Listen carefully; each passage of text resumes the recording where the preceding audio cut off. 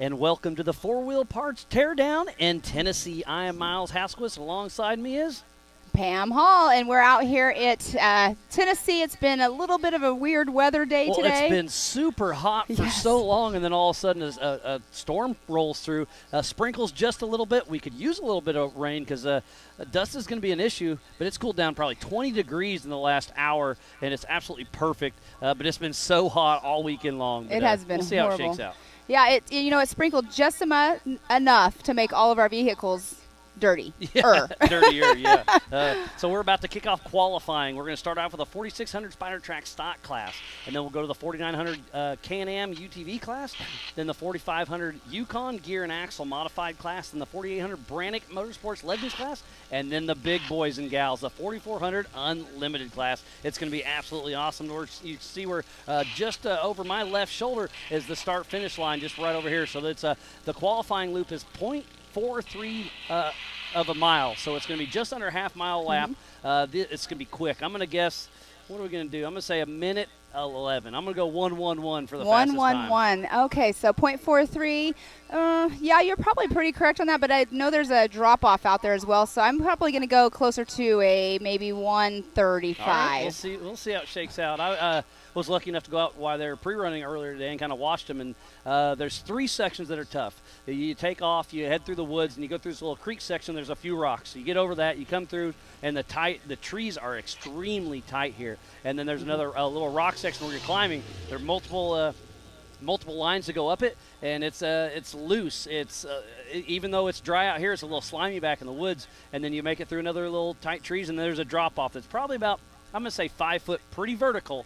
And if you hit that just wrong, you could tumble over front. So it's going to be an exciting day of qualifying, and qualifying is going to be super important. Yes, it is. Because I think tomorrow's race is on adjusted time. We'll take off in 30-second increments. So qualifying is going to be a big deal because there is passing. Don't get me wrong, but it's going to be hard to pass out there. And I think the dust in the trees with the shadows and all that, It's going to play its toll. Well, because what happens, you get out there and you're kind of in a bowl, and if there is a breeze out, at the higher elevations, sometimes they don't have it in some of those areas, but there are a lot of water puddles out there, number one. Number two, you're saying about the dust. So, going in the water and then straight into dust, that's never fun. Yeah, because then you can get water on your helmet, and that dust turns to glue. It's going to be interesting to see how that shakes out. But, again, it's going to be good. So, again, we're going to kick off qualifying for the four-wheel parts Teardown in Tennessee here in just a moment. We got some guys and gals over here getting excited to get going on. Yeah, we have the lineup coming up. We have a little different setup this year for us, but we can see who's going to be taking off at each time. But it looks like we have the 4601 getting ready to go off the line here momentarily. And that is Cody Lusk out of Archdale, North Carolina. He's running a Jeep with Mickey Thompson tires, Method, and Radflow shocks. So he'll be the first one to take off. Cody Lusk in the 4600 Spider Track stock class. And for that class, you have to have a stock OEM frame. Wheelbase must stay within 3 inches. Factory engine and transmission. 35-inch DOT tires. So that's a big deal for what's going on with these cars. Single shock per corner. Factory-style suspension. Leaf spring. TTB or whatever it came with from the factory. Mechanical steering. This is a very close-knit group. It's going to be great to see. We will be getting our lineup as well here in just a few minutes. We have lots of stuff going on, and drivers meeting just took place about an hour ago, and that was a really good drivers meeting, and lots of questions that people were asking, and it's always good to have those questions asked at drivers meeting instead of going out and thinking, hey, I can just do this or whatnot. But definitely the race course though tomorrow is going to be a lot of fun. I was just going to go into that. Thank you. So tomorrow's race is going to be 6-mile lap, right on the money. The stock class is going to do 4 laps. The 45, 48, and 49 will all do 5 laps, and then the 4400 Unlimited class will do 7 laps. And for the 4400 class, we got a fun little trail, Riot. It's a joker. So you have to run it once. You can only run it once, and that's for the 4400 class only. So that's a lot of strategy going into it. And we were talking about that in the drivers meeting. It's you got to run it once when you do it. It's called the Joker line, but it's no joke. It is no joke. Definitely no joke. Oh, that's awesome. We're hoping to have a camera on the Joker line, it sounds like. We'll have a few cameras out on course. We have 2 drones. We have the Believe cam out here, the FPV drone. It's going to be awesome to watch this go down. We have Rufus Racing coming over here. They're going to be watching the start. They'll be doing their qualifying later on in the 4400 class. But, yeah, we were talking about the weather. Let's go back to that, Miles. You said it was hot and muggy and nasty out here, and then the cloud coverage definitely dropped the temperature. We thought that we were going to have a major storm come through here. It looked nasty. Now I'm checking the weather right now, and it looks like we're clear for the rest of the day. It got all the way down to 79 degrees, wow. But it's going to be hot. Tomorrow will be 90 degrees. It's just part of it. Hey, we're in Tennessee. We're here at the Adventure Off-Road Park just outside of South Pittsburgh, Tennessee in the Appalachian Mountain foothills. This place is absolutely amazing. It sounds like we got a couple more cars on course. We're getting everything cleared out. So we are just minutes away from kicking off qualifying for the 4-wheel parts teardown in Tennessee. So speaking of qualifying course, now there is the .43 qualifying course, but there are areas that racers can go out and do the rest of the race course. There's just areas they have to stay away from for qualifying. Yeah, they can take a little back loop and drop in right around probably the half-mile mark and go out there and pre-run the rest of it. But we were talking to the drivers' meeting, JT Taylor, our race director, I would wait till after you're done qualifying, because if you go out there, you qualify towards the end, right? But if you go out there and get stuck, broke down, you're going to miss your qualifying. Exactly. Take a rear start. There's been a lot of tire talk out here this weekend. There's some sharp rocks out there. A lot of people have had some issues out on race course. A lot of people were working on their cars yesterday after they were out pre-running. It's going to be a difficult course. It's definitely more difficult than the one we had last year. Yeah, tires and the heat, I think, are going to be the two biggest elements of this race. Yeah, we've been talking about hydration. Like everybody here, we've been hydrating, taking hydration packs. It's like these racers, hopefully they're doing that as well, because tomorrow, no cloud coverage. It's going to be warm. It's going to be interesting. But, hey, that's part of it. We've been, building this course for the last few days and dealing with it ourselves. So we're going to do the best we can to bring you an amazing race. We also want to give a huge shout-out to Jason and Gayla Robinette with Mid-America Outdoors. They've really brought a great thing to this with Ultra 4. We want to thank all of our volunteers, our media, our safety crew, USAC. We have Lee O'Donnell, our safety USAC director here on site. We have a lot of great people to thank you out there. And especially Benji and Karen. They've been amazing out here. Benji's been out on race course with JT. They've cut new trails for the race. Miss Karen's been cooking for us. It's everybody involved. And the production crew has done an amazing job. Rock Racing TV has really stepped up in bringing you some of this great action with all these cars out on course. Don't forget, you can also go to live.ultra4racing.com for our live timing. Pam's got her laptop up here, and she'll be keeping us honest on that. So you can do the same thing from home. So get a dual screen, get the live show up, get your timing up, and you can keep up with how everything is going. So they're in a little bit of chatter through the PCI Race Radio. We're getting ready to kick this off. It's going to be a great one. And while we're talking about that, let's give a huge shout out to Can-Am, Ford, Bronco, Monster Energy, Optima Batteries, 4-Wheel Parts, Progressive, Mid-America Outdoors, the Off-Road Syndicate, Holly EFI, Lasernut, Griffin Race Radiators, VP Racing Fuels, Nitto, King Shocks, King of the Hammers, Spider Tracks, Recaro Seats, Baja Jerky, PCI Race Radios, Amsoil, Method Race Wheels, Axial RC Cars, 360 Wraps, Off the Grid Clothing, MBRP, Yukon Gear and Axle, HCR, Warn, Factor 55, ARB, Rigid, Brannick, Tread Lightly, and Action Sports Cansby. Without all these wonderful partners, we would not be racing here today for the 4-Wheel Parts Teardown in Tennessee. So please support who supports the sport. Chip's coming over. He's checking everything out. Everybody's anticipating the start for the qualifier. Again, it's just under a half mile. It's going to be a fast loop. I'm excited to get this first car out on course. Number 4601 of Cody Lusk. Should be taking off here very, very shortly. And Miles, we've had quite a few new people, too, that have registered to race. We have a team all the way from Canada. So when we get to the 4400 class, we can talk about them. But we have quite a few people. They're right over here. They are. They're watching right Derek here to Starr the side.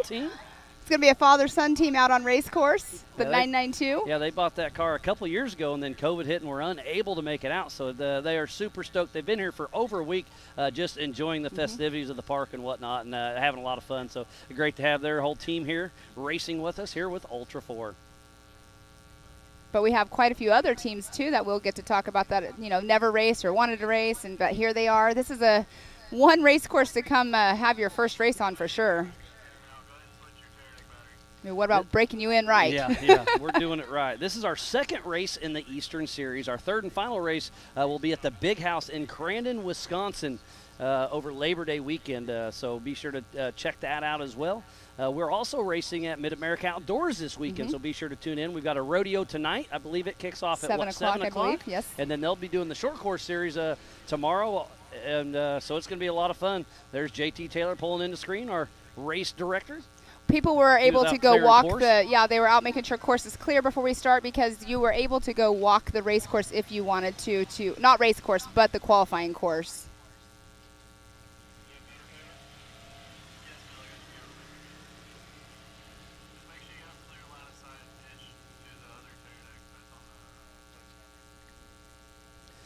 So we are just moments away. JT Taylor just swept the course like you were saying. There's a few competitors out on this course checking it out, but I think it looks like we have a clear course. So we are just moments away from kicking off the Four Wheel Parts Teardown in Tennessee qualifier, 0.43 miles of a loop. We've got just shy of 90 competitors this weekend, Pam. That's a lot of great. Racers to come to this race on this heat. Lots of other stuff going on this weekend at other places, like you were saying. There's also a race going on in Montana for the people that live up in that area. So it's lots of activity everywhere. And I think we'll bring in a deal of a run of flow for the rest of the weekend. We've got a schedule that we can throw up. Today we're about to go qualifying for the Four Wheel Parts Teardown in Tennessee. And then tomorrow morning at 8 a.m. we will be racing the EMC classes, the 45, the 46, and the 48. At 10:30 a.m. we'll be doing the Youth 170 classes. We've got a handful of those young guys and gals. That'll be a lot of fun. Chris May is helping with that, so thanks to those. And 11 a.m. we'll kick off the 4900 Can-Am UTV race. That'll be another 5-lap race. And then at 1:30 p.m. tomorrow afternoon, the 4400 Unlimited race. It's going to be one to watch. I can't wait to just get this action started, Pam. Yeah, we were talking earlier about the races tomorrow, like what the times, think how long the races are going to last. But it's a tough race course out there, so we're hoping to be done around 4:30, 5 o'clock tomorrow. But I don't think that's going to happen. Yeah, we'll see how it shakes out. But it sounds like we're going to be heading to the start line here just any moment, and we are about to get this kicked off. JT Taylor's giving him the 5 count. So we are live racing. First off the line is Mr. Cody Lust, number 4601, out of Archdale, North Carolina, running his Jeep with Mickey Thompson tires, Method race wheels, and Radflow shocks.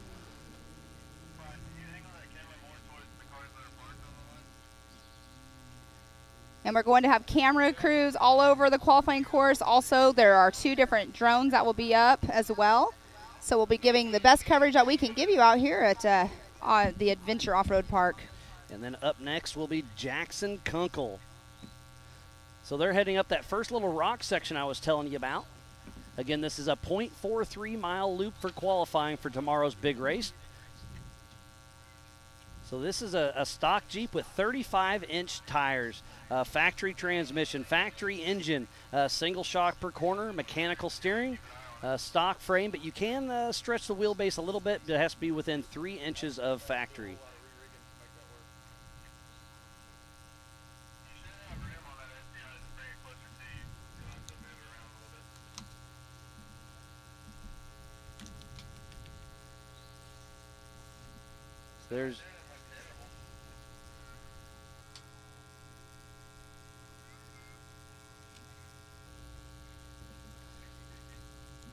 So there's a shot of our start line. Moving some cameras around. That actually is the drone right there. But we have quite a few people over here watching us from a side. Some people are over there at their campers watching, but we have and if Mr. Rufus over here, Rufus Racing. They're always watching. If you are anywhere in the area, we're just outside of South Pittsburgh, Tennessee, at Adventure Off-Road Park. We're right in the middle of Nashville, Knoxville, Birmingham, and Atlanta. So we're really close to all those major areas. So if you want to come on out, it's going to be an amazing afternoon of qualifying and racing all day long tomorrow. Adventure Off-Road Park is an amazing place. It's roughly 3,000 people here in the area. Elevation here is right around 600 feet. There's over 500 acres and 120 trails to play with here. So Here's that little drop section. This is a super, super steep little section. This is going to be tough for the stock class and the UTVs. The UTVs are definitely a little more nimble, but they'll struggle here a little bit. This is, like I said, about a 5-foot drop. You can see them getting a little wheel stand there. And don't forget, we also have the stock sportsman class. Yep, but they can run a bigger tire. Yes, they can. There's Benji there watching the step down there. Oh, you can see Mr. Paul Wolf off to the side there doing his homework. Yeah, a lot of these drivers are out there watching the qualifying course because it obviously changes after every time they come off. So That's off the line next. 46-26 of Jackson Kunkel. Out of Haslett, Texas, with Lone Star Racing in a 1990 Jeep Cherokee with a stock 4-liter AW4 transmission, Rubicon transfer case, Curry Rock Jock axles, carbon shocks, Maxxis, and race line. So we'll get a time for Cody here in just a moment. Cody's time was a 3:01.292. And you said a 1:11 you think will be eventually the quickest time? Obviously not for these, but the UTVs and the 4400s will be right around that 1:11 mark is my guess. We'll see how it shakes out. But great run for Cody Lusk. So we'll see Jackson Kunkel come through.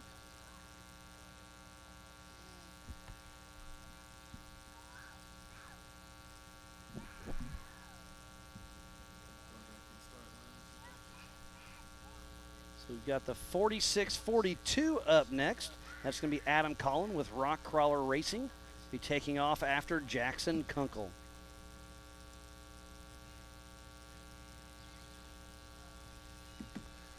So we got time to catch up with him yesterday. At some point, we'll show an interview of him with Adam Collin. So we've got a few of our drones out. Got a few of our cameras out. We're going to bring you some great racing action thanks to Rock Racing TV production crew. It's definitely thick up there in those woods. They just showed us a great pano of it. and I believe we're going to wait till they come down that drop section to send the next car, because after that there's not much to come. So JT, you can see here on that PCI race radio waiting for them to say, hey, they're clear of the drop. And there he is right now at that drop.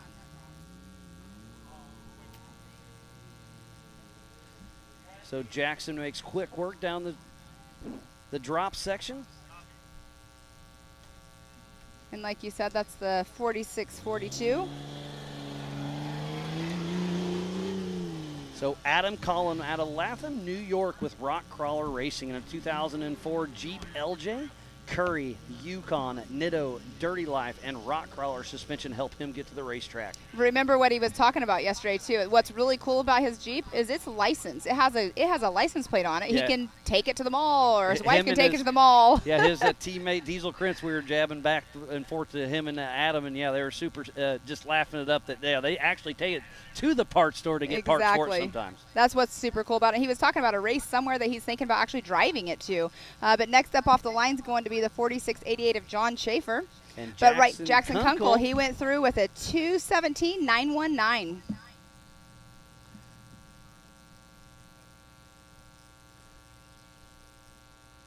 So Adam Collin out on course as we speak for the four-wheel parts teardown in Tennessee. As Adam Collin he hit smokes a tree.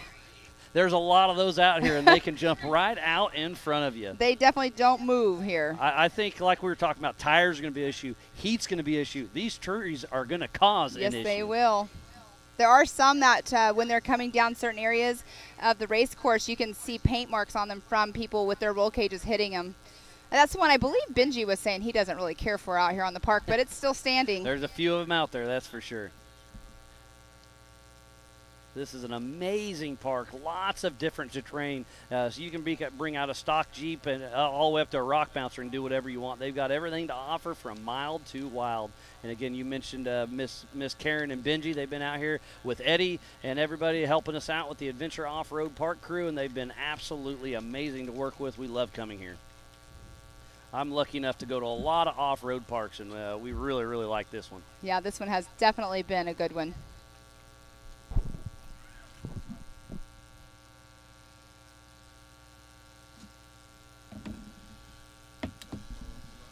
And here he's coming down right now off of that drop. See how he makes it down after that tree coming out in front of him.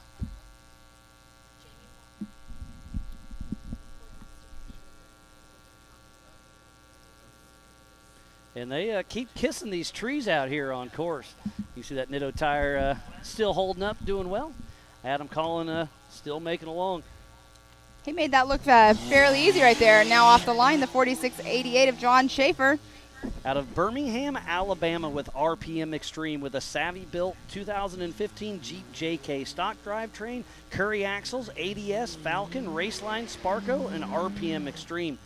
He builds and installs GM LS conversion kits for JK. Started racing snowmobiles back in the day. His first King of the Hammers, he was in the pits for Savvy in 2017, and his first race was King of the Hammers 2019. He's been the East National Points Champion in 2019 and 2021, and he took third place at this race last year.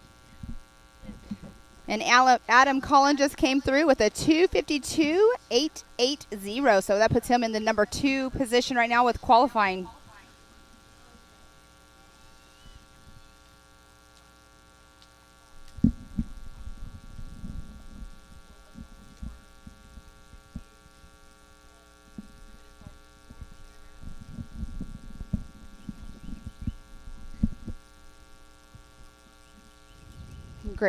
Great coverage right there of John Schaefer out on race course.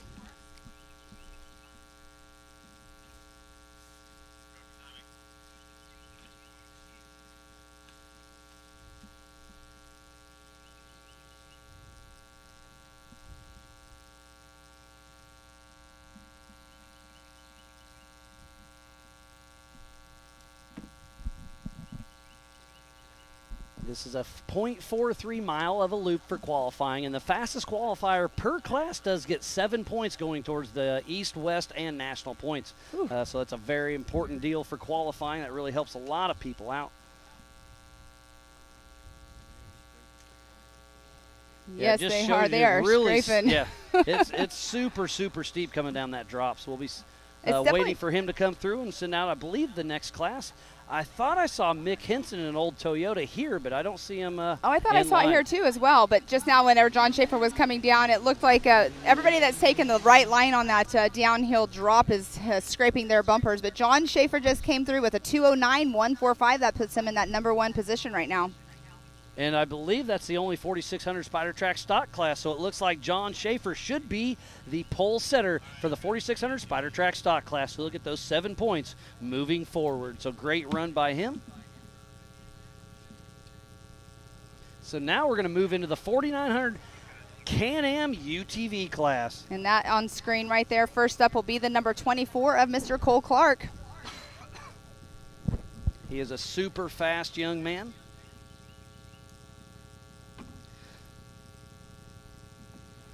So the 4900 Can-Am UTV class will have 3 classes out on course tomorrow and qualifying today. We have this stock production class, OEM frame, 1,000 cc maximum engine, 33-inch tire, stock points, and off the line is Mr. Cole Clark, number 24 out of Cortez, Colorado with Jimmy's 4x4. He's running in the Pro Modified class in an RMS built Polaris RS1 with turbo drivetrain, KMC wheels, rugged, PRP, RCV, HCR, and ZRP. His first Ultra 4 race was King of the Hammers 2018. He has won in Moab twice. He's won Reno, Oklahoma a few times. He's won at the Stampede. Cole Clark is definitely one to watch. Here at King of the Hammers this year, he was the pole setter and was out front early on, but wrecked at race mile 1. He had a terrible tumble, so tough break for him. But I suspect to see great things out of Cole Clark today and tomorrow. Cole Clark is a super fast machine,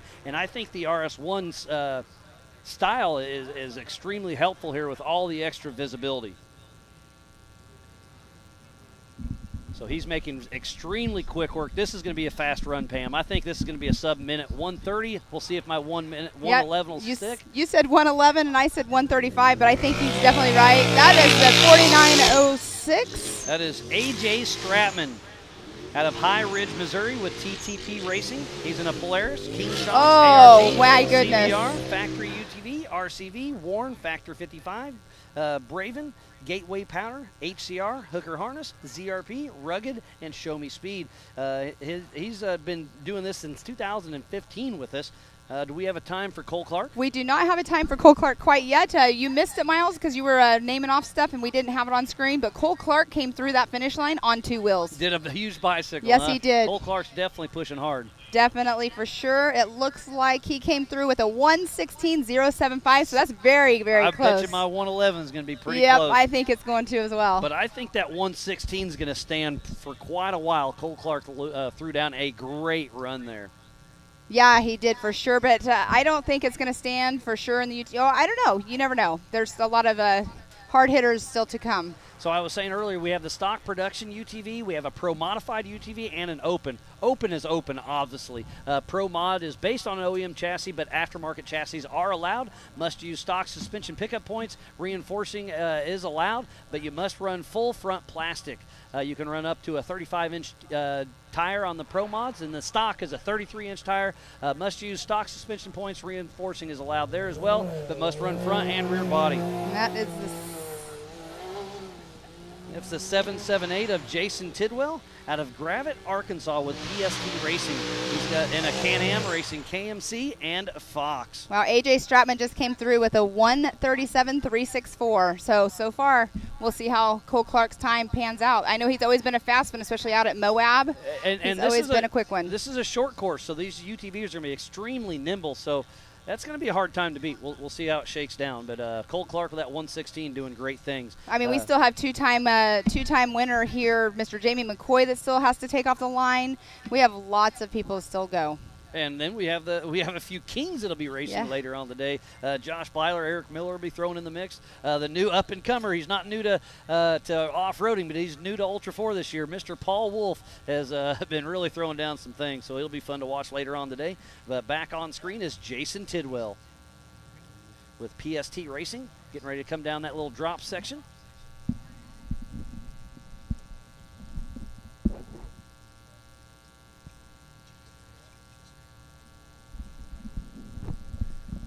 So Tidwell's coming down the drop section. There's kind of 2 lanes. There's the hard right, and then there's one little one on the left. Actually, there's 3 because sometimes they center that dip. And that right there, I've been noticing that every UTV has taken that right lane coming down. And there off the line is the 904 of Mike Park. Out of Callahan, Florida with Team 904 and a Can-Am Maxxis Raceline wheels. Double E Racing. He's been doing his first race was King of the Hammers this year. He comes from mud racing background, but racing Ultra 4 and MAO series this year. So Mike Park's really stepping in the UTV world hot and heavy. For sure. And the 778 of Jason Tidwell just took over that number 2 spot from AJ Stratman, but number 1 in his stock production class. What was the time on that, Pam? He did a 1:37. Oh no, I'm sorry, 1:36.717. So just a half second faster than Stratman. Yeah, there's 3 classes racing, qualifying and racing in the UTV class. I believe Scott Raymer is the only one in the open class. So the Pro Mod and the stock, there's a lot in both of those.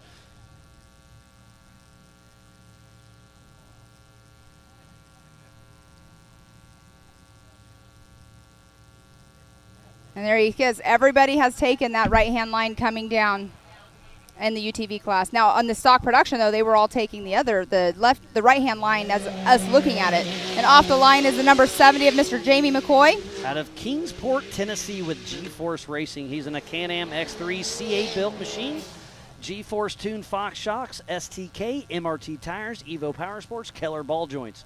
He is a Can-Am factory off-road racer. He comes from an MX racing. He's been racing off-road on dirt bikes forever, but the last few years he's doing it extremely well. He was the Rookie of the Year back in 2019. He won the Titan Championship that year as well. He was the Ultra 4 Eastern Champion in 2019 and 21.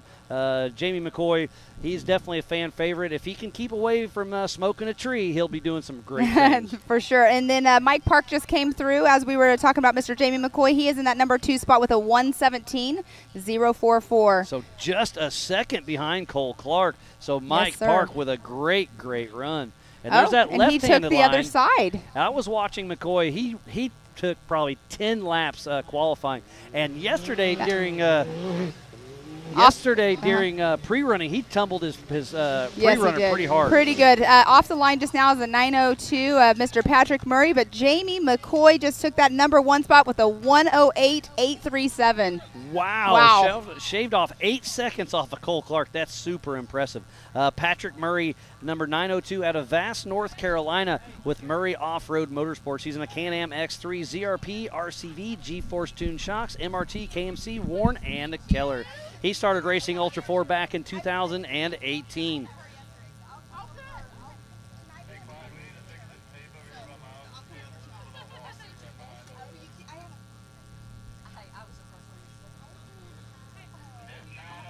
So Patrick Murray is out in the woods playing along, and that just shows you how tight and technical this really is. This course is going to be hard on equipment. I can't believe he just shaved 8 seconds off of Cole Clark's time. Cole Clark's fast. We got a lot of people out here helping us. We want to thank all of our volunteers. The entire MAO and Ultra 4 staff is here hot and heavy. It's been a great, great run. Jason and Gail Robinette have really put the right people in the right place. We've got a lot of safety and media out on course, so just thanks to everybody that's making this happen. And next off the line is going to be the 645 of Zach Pollard. So we'll get a time for Patrick Murray here pretty shortly.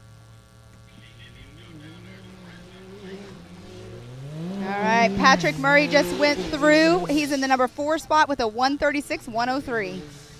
So Zach Pollard, number 645 out of Fayetteville, North Carolina with East Coast Cowboys Racing. He's in the Pro Modified class in the Can-Am X3, running Maxxis tires, Metal FX, and Fox. So we'll see what kind of time Zach Pollard can throw down. But right now, it is Jamie McCoy to beat with that 108. What a smoking run by Jamie McCoy. Yeah, that was an amazing run. But we know how he does out here. This is like home to him. If it's a woods race, you think of Jamie McCoy in the UTV. Exactly, for sure. He's definitely one to reckon with in the woods.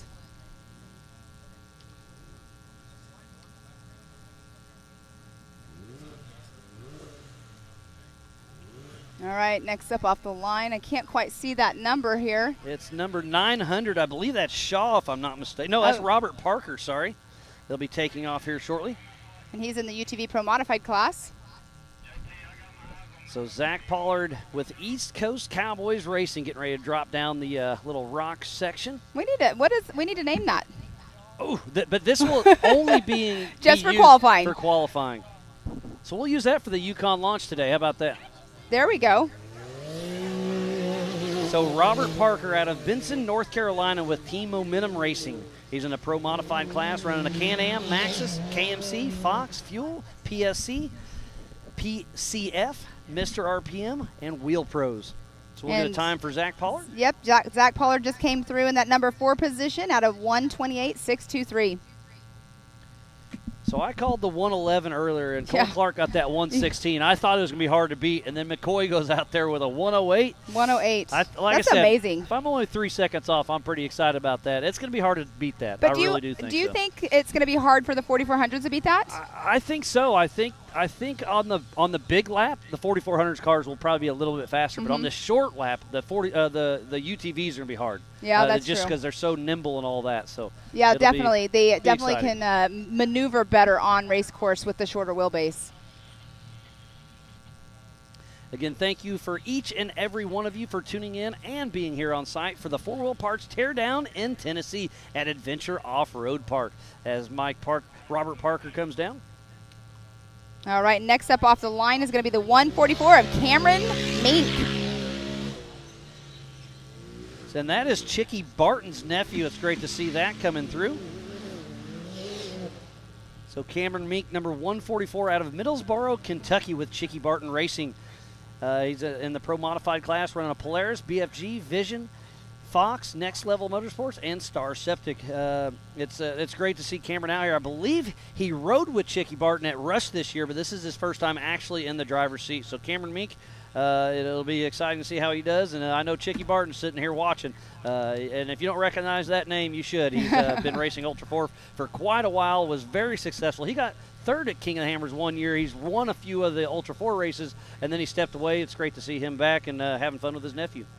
And the 900 of Robert Park came through with a 121.135. That puts him in the 4th position.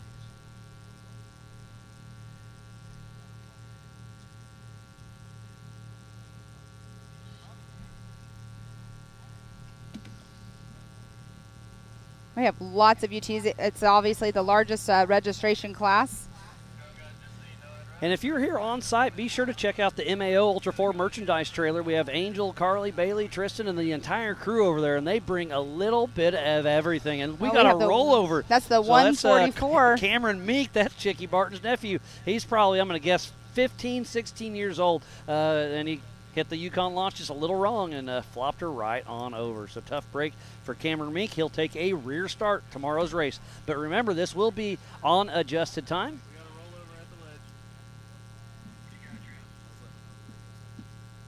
Oh, you know, we have our recovery crew right there, and these cars are so light, they're able to just flip it right back over without a winch, as you just saw on screen. And I don't think he hurt the car hardly at all, so he'll probably let it set for just a minute. Bill, one of our camera guys over there helping as well. Everybody's always here to help everybody. What is his vehicle that was on Truck Night in America? Grim Creeper. Yep.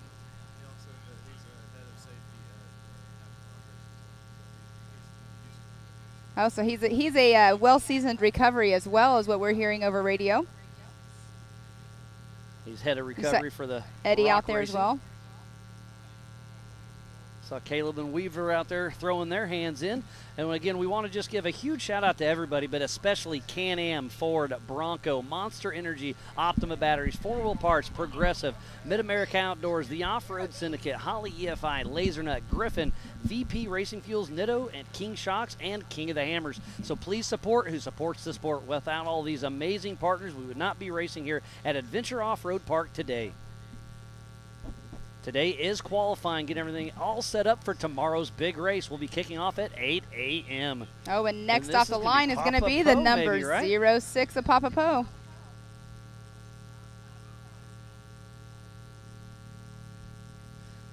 So we'll make sure the course is clear before we send Poe out. Again, this is the 4900 Can-Am UTV class. There are 3 classes racing at the same time, so it'll be a little tricky, but we'll do our best. Again, go to live.ultra4racing.com for tomorrow's race for the live scoring. You can do it for today for qualifying as well, but for tomorrow during the race to kind of see who's doing what in what class, go to live.ultra4racing.com for our live timing. So, Miles, really quick while we're on a hiatus, we have Mr. Jamie McCoy in that number 1 spot with a 108.837. Cole Clark in that number 2 spot with a 116.075. Mike Park in that 3rd position at a 117.044. Robert Parker in that 4th position at a 121.135. Zach Pollard, 5th position at a 128.623. And Jason Tidwell in that 6th position at a 136. And off the line is Philip Papa Poe out of Shannon, Mississippi. He's running the Pro Modified class. He's got a Can-Am, MRT, Jamie McCoy Racing, G-Force Racing, NOS Suspension, JW Performance, CA Technologies, MRT, Raceline, and Fox. His first Ultra 4 race was the Dirty Turtle back in 2019. And this year, the first race of the season, he got 3rd place at the MAO 918. So Papa Poe's definitely be a fun one to watch. He puts that Can-Am through its paces.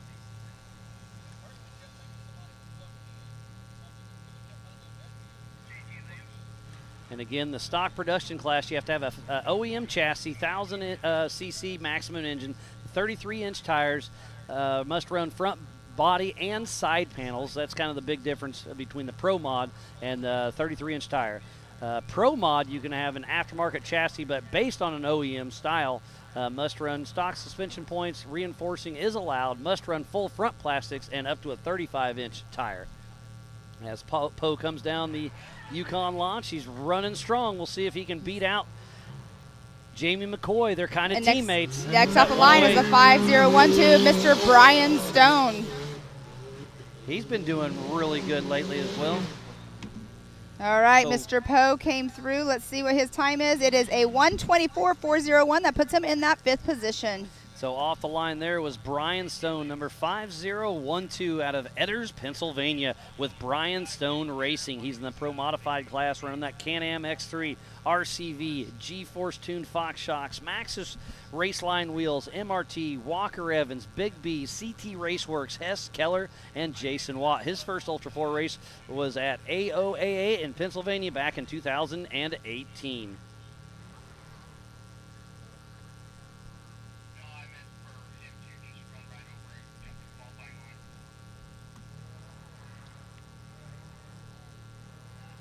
So Brian Stone out on course doing some good things.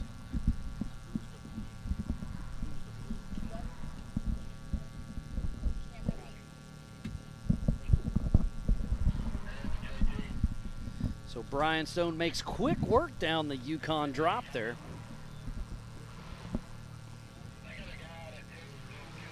And tomorrow we will have the AMSOIL and HCR hot pits, but today we don't need them. Next on the line is going to be the 926 of Tyler Gibbs. Do we have a time for Brian Stone? Brian Stone just came through the 4th position at a 1:19.410.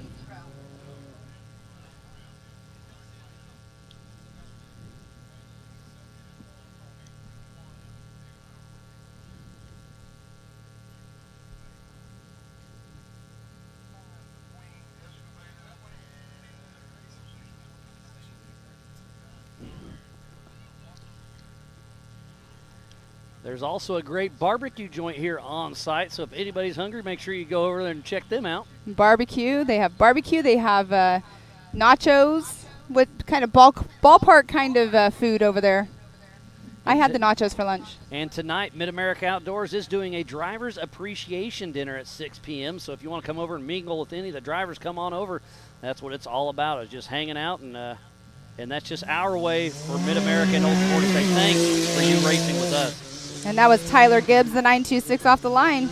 Out of Cattlesburg, Kentucky, running the Pro Modified class in a Can-Am, MRT, Method, and Fox shocks. I love the start when we're watching, because you're going through the sponsors with the drivers, but there are like 3 little tiny kickers right here off the start. It's pretty cool to see.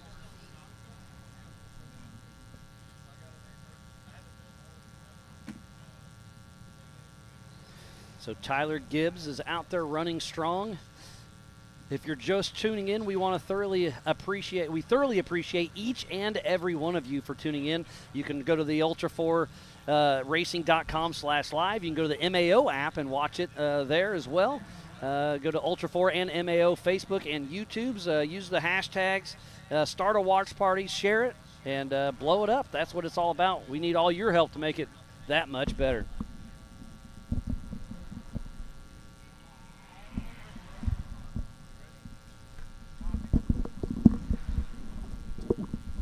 We have Tyler Gibbs out on course. And taking off ninth. 395 of Cameron Zollers out of Canton, Ohio, with Cam's Motorsports and a Polaris Turbo S Super Grip tires, Raceline wheels, Walker Evans shocks, and RCV. But we have our pole setter, Mr. Jamie McCoy. You just threw down a smoking run out there. How was it? Yeah, it's really good. You know that CA G-Force car, just Can-Am, it did really good, man. I had a flat, but Gary said bring it home there at the end. You know, it's so you it's got a a flat. 108 with Wow. the flat tire? It got a flat right there at the end. He said bring it on, and you know, you had to hit the rock, so it gave me a flat. Normally you check up a little bit right there, but during qualifying, it's yeah, that you got to important. go. You got to go. But we'll see if it holds. You know, you got some hot rods coming up, but I got a really good car, man. My family's here for the first time. My wife and daughter, and It's awesome it's to have good him stuff, here. man. Yeah, It's usually good right stuff. after the race, you guys race early normally. Yeah. Right after the race, you just want to get home to the family. Well, now they're here with you, so you get to hang Yeah. out and watch, don't you? It's good stuff, man. It really is. She's met a lot of nice friends here, and my wife's been mingling around with some people. So Yeah, right after Really, you really ran, nice. I got to meet her right after you ran today. Oh yeah, I've told her about all you guys. Aw. I may have talked a little nicer about her. Hey, I don't blame you one bit, buddy. All right, maybe that thing will hold up. I hope it will. I'd like to be the rabbit in the morning, but we'll see what happens. Yeah, well, it'll all shake out, and it'll be a fun one to watch. I want to get your perspective on this this course. How was it? I mean, it's tight, it's technical. The rocks are hard.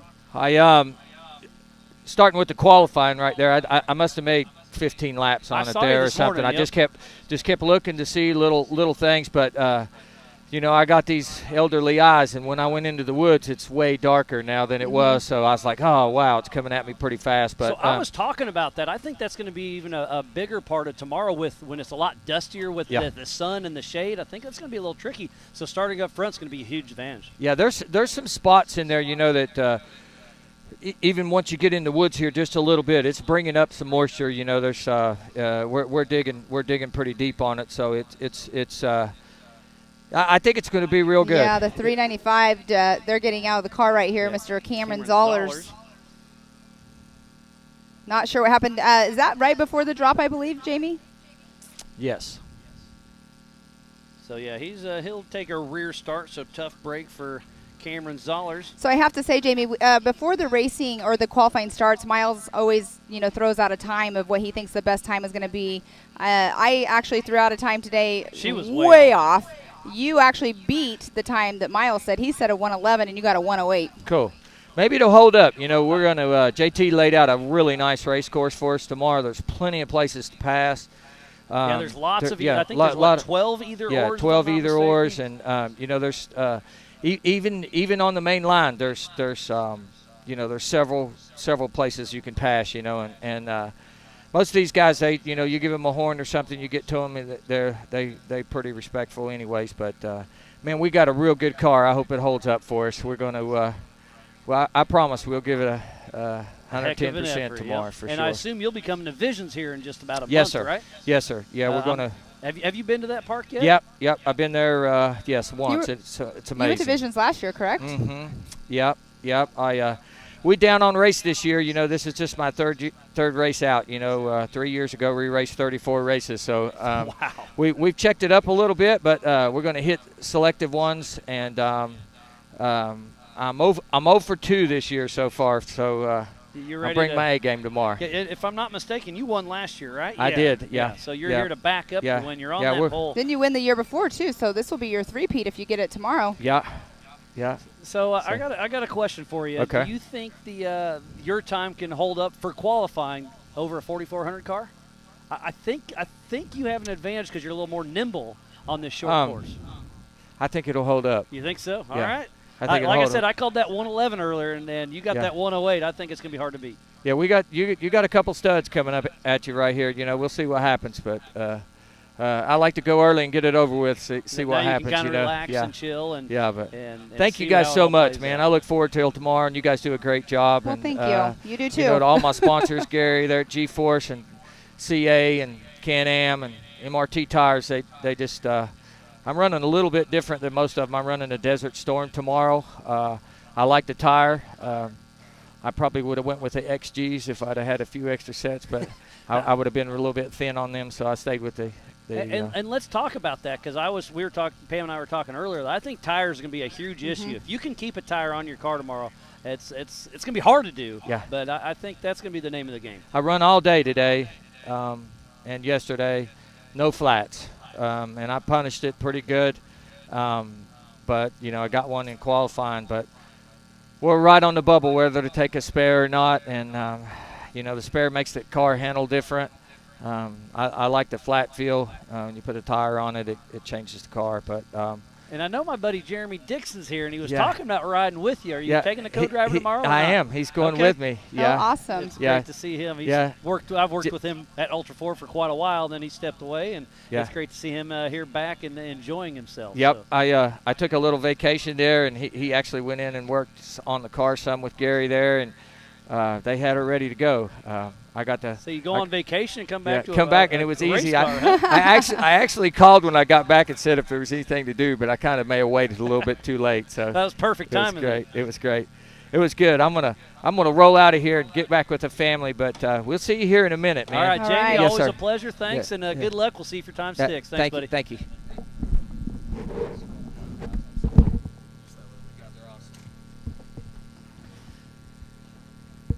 So Cameron Zoller still on screen. There's Eddie and Caleb trying to get him righted and figure out the issue and get him off course. It looks like he's kind of wedged there maybe. I'm not sure what the direction is he's going, but if he's right before that downhill, that's where they're going to make a right-hand turn right before, or right after those trees.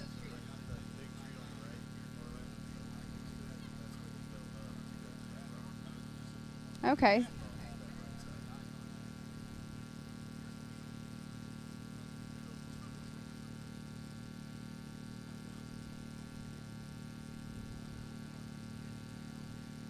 We did some interviews yesterday with some of the drivers that of each class, which was a lot of fun. And we're in that 4900 Can-Am class. We did one with Dustin Robbins, so at some point maybe we can show that up. There's Weaver on screen there, part of the Recovery Mid-America crew.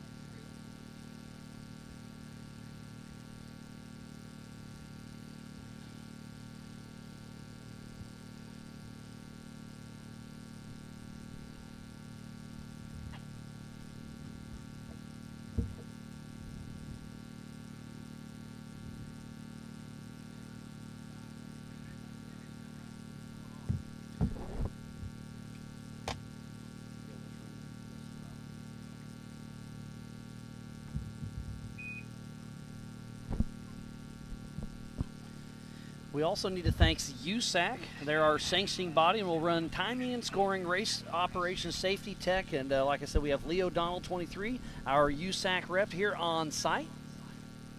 Need to give them a huge shout out for helping everything run smooth. And again, we just can't say thanks enough to Jason and Gail Robinette. They put a great team together with Mid-America and Ultra 4. We've got an amazing volunteer list here. The Ultra 4 and MAO crews on site. They've been working all week long. We've got a lot of media out there, helping everybody out, lots of safety. And so we just want to thank everybody for helping put this race on. And Benji, Eddie, and Karen, part of the AOP crew, we've been working side by side with them, and they've just been a huge help. And if you're trying to figure out where to watch this thing, get on that MAO app. That's absolutely awesome. We'll be switching back between the 4 Wheel Parts Teardown in Tennessee here at AOP and back at MAO in Jay, Oklahoma. They got a rodeo tonight that kicks off at 7 o'clock. So if once we get done qualifying tonight, tune into the rodeo tonight. It's going to be great. And then tomorrow we'll be racing here, and they will be racing at Mid-America Outdoors. So be sure to tune in to both. You can go to the Ultra 4 and MAO Facebook and YouTube. And while we still trying to get Cameron Zollers correct, we're going to take a quick break and be right back after this.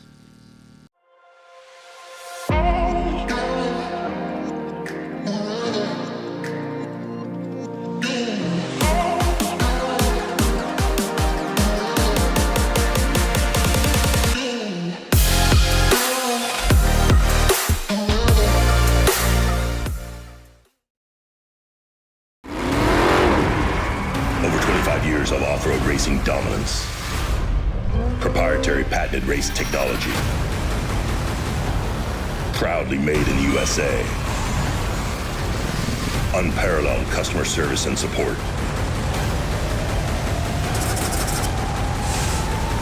The choice of champions, King Shocks, the leader in off-road shock technology. So I'm down here with Dustin Robbins in the All Things UTV pit with this 4900 car, and if I remember right, you took this thing for a pretty good tumble here recently, but you got it back together. Yeah, we crashed at Rush during qualifying and came back from 34th and secured a podium position there. And then we did some upgrades to the car, and during shakedown, we actually crashed it again, which is becoming a bad habit, but it's, a comeback story. Once again, here's what we're looking for.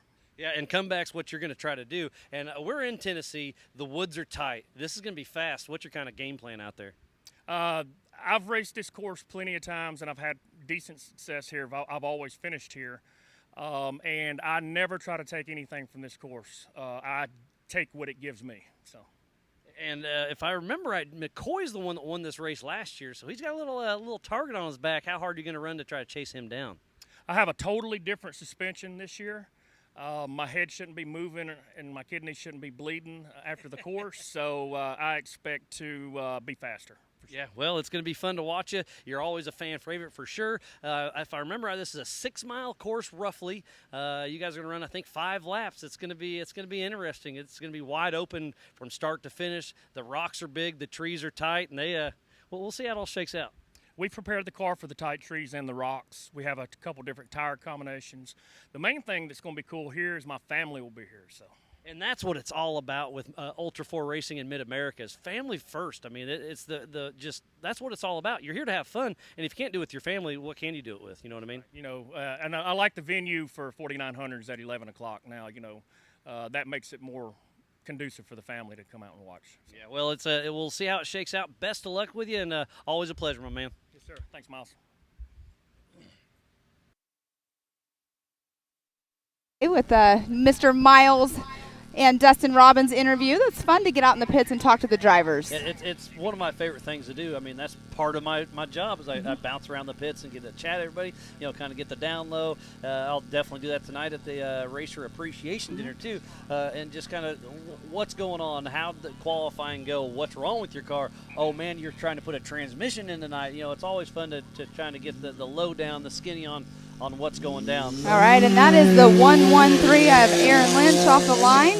Out of Powell, Tennessee with MFN Performance in a Can-Am MFN, Lynchworks, CA Technologies, TinFab, Maxxis, STI, G-Force, Fox, and Right Coast Off-Road. His first Ultra 4 race was Rush, Kentucky last year. So we'll see what kind of time Aaron Lynch can do. And we just saw Cameron Zollers having some issues. We saw Cameron Meek with an issue earlier. So we've already got 2. I think the attrition is going to be extremely high tomorrow with all the tires, all the trees, with the heat. I think the heat is going to be an issue not only on the car, on the person, and like fuel systems and brakes and everything. Exactly. This heat's going to be rough on equipment. Well, and not only that, too, we're talking about tires and everything. It's what's going to happen, too, is out there on the race course, some of the areas where the water is right before some of the rock climbs, it's like slippery. It's like ice. So it's definitely going to be issues there as well of how sticky their tires are. And then some of those trees will jump right out in front of you. Yes, they do. During qualifying, I was out there watching. If you take just a bad bounce, they can really put you off. And the rocks like to do that, too. Absolutely. Next up off the line here shortly will be the number 33 of Cody Quattlebaum. So Aaron Lynch making quick work of the Yukon launch. So Cody Quattlebaum, number 33 out of Macon, Georgia with Bandit Off-Road Racing. He's in a Polaris Turbo Razor, Warn, Brannick, MRT, Rugged, Ojo, Kelly Performance, Cass Lake Metals, Walker Evans Shocks, Trinity Racing, Aftermarket Assassins, Kryptonite Suspension, and KWT. His first Ultra 4 race was Rush, Kentucky last year as well. All right, Aaron Lynch just came through in the number 113 with a 129.867. That puts him in the 9th position. And still fastest time of the day is Mr. Jamie McCoy with a 1:08. Off the line, that'll be up next will be the number 40 of Jeremy Blackburn in that RS1.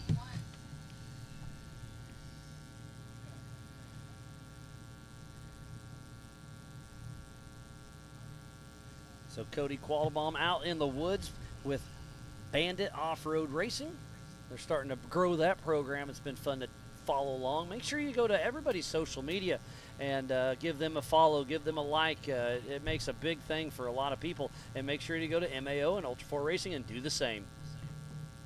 Cody taking the inside line there.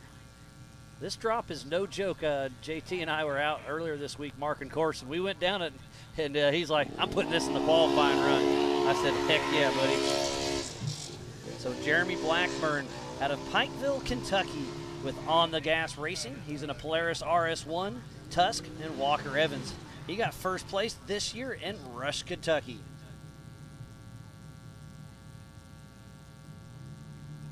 So we'll get a time for Cody Quattlebaum here shortly. Cody Quattlebaum came through in the number 10 position with a 132.275. So very solid run. Remember, there are 3 different classes qualifying within the 4900 Can-Am UTV class.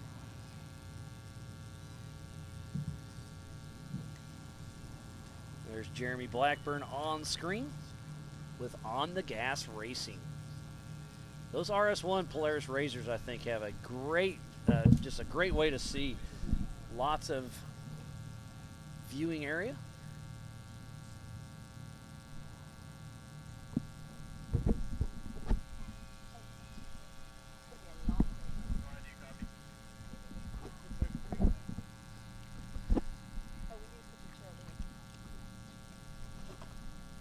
May have another issue, not quite sure. We have another guest over here with us too, Mr. Papa Poe, and that is 06, sitting in that number 7 position right now. Yeah, you made that Can-Am look pretty good today. How was it out there? We had a pretty good run. We got confused, man. You get in the woods, it gets real dark. That's what Jamie said the same thing. And we got up the ditch pretty good and got confused as to where the right-hand turn was. And somewhere back, I guess when we crossed the rock garden, we blew a tire and a rim and just had to bring it home the best we could. All right, off the line is the 470 of Levi Metzinger. Nope, that's a 470 Adam Kinetic. Oh, whoops, I said the wrong one. Sorry. Out of Moreland, Indiana with Kinetic Customs Racing. He's in the wrong Pro number. Mod class. He's in a Polaris MRT Brannick G-Force. This is James Cantrell's old car. Great to see it still out running. But what did you think of the qualifying run, Poe? Oh, I think it's a great qualifying course. It adds a little bit of what we got to deal with tomorrow. Yeah. Today's only a half mile. Tomorrow's a 6 mile. It's going to be pretty fun. Yeah, I didn't get to run here last year. We were running another series for a championship and didn't get to come. And everybody talked about how bad it had gotten from the year before, and then everybody's talking about how bad it had gotten since last year. It's rough. It's a rough road, man. Very few times do we have tire problems with MRT. We've had great tires, but this course is brutal on tires.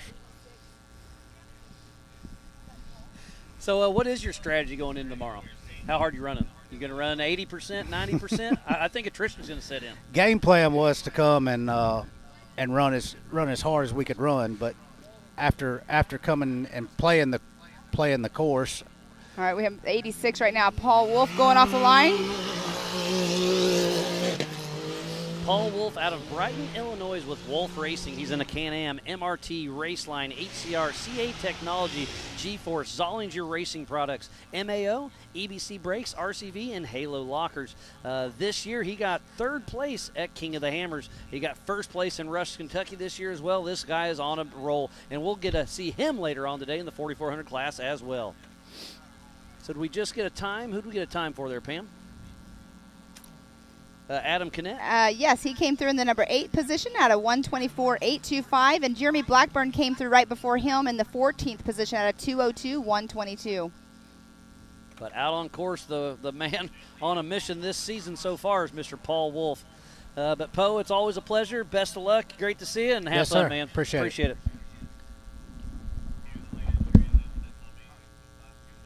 And look at Paul Wolf. He is on fire right now. This is going to be a really close time, close to Jamie McCoy with that 108. Is he going to be able to bump him out? We are about to find out.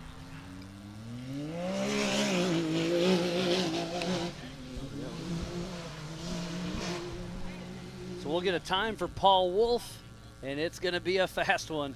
I promise you that.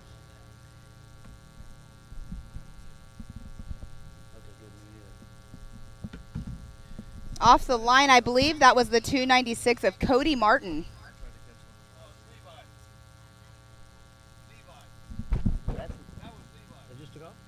Oh, that was actually Levi Metzinger, the 823. We did not catch the number on the car. So Levi Metzinger out of Shamokin, Pennsylvania with Levi Metzinger Racing. He's in a Can-Am, RCV, PRP seats, MRT, muscle race wheels, G-Force shocks, NRP, HCR, Dynojet, Keller ball joints, Simpson, and Daybreak Trucking. His first Ultra 4 race was Battle in the Bluegrass back in 2019. So do we have a time for Paul Wolf yet? It didn't come through. We're watching the live.ultra4racing.com, but we know that's going to be a fast run. Levi Metzinger was having some issues yesterday out on the course, had a dead battery, but was able to get out there and get him recovered. I see his dad right here with a jump box just in case. It looks like up next is going to be Mr. Dustin Robbins out of Decatur, Alabama with All Things UTV. He's in a Can-Am, All Things UTV, Vision Wheels, Super ATV, KMC, BFG, Walker Evans, Dragon Fire Seats, KB3, Warren Bikeman Performance and G4 Shocks. His first Ultra 4 race was Crossbar 2017. He's raced multiple different series, but great to see him racing with us here at Ultra 4. All right, Levi Metzinger in the 823 just came through in the 8th position at a 1:22.982. So he's right there up there in that top 10 right now. What was Paul Wolf's? Nope, still. So it looks like Paul Wolf with a 114 possibly. There we are. Yes, he has a 1:14.417, puts him in that number 2 spot. So still 6 seconds. Paul Wolf is a fast guy. So if Jamie McCoy has him by 6 seconds, I think that 108 is going to stick for quite some time. And even with the 4400 cars and the EMC cars, I think that 108 is going to be hard to beat. So did we get a time for Levi Metzinger? Yes, we did. He's in that number 8 spot at a 1:22.982. What was it? Sorry, Pam? 1:22.982. 122 for Levi. That's a 49.54 off the line.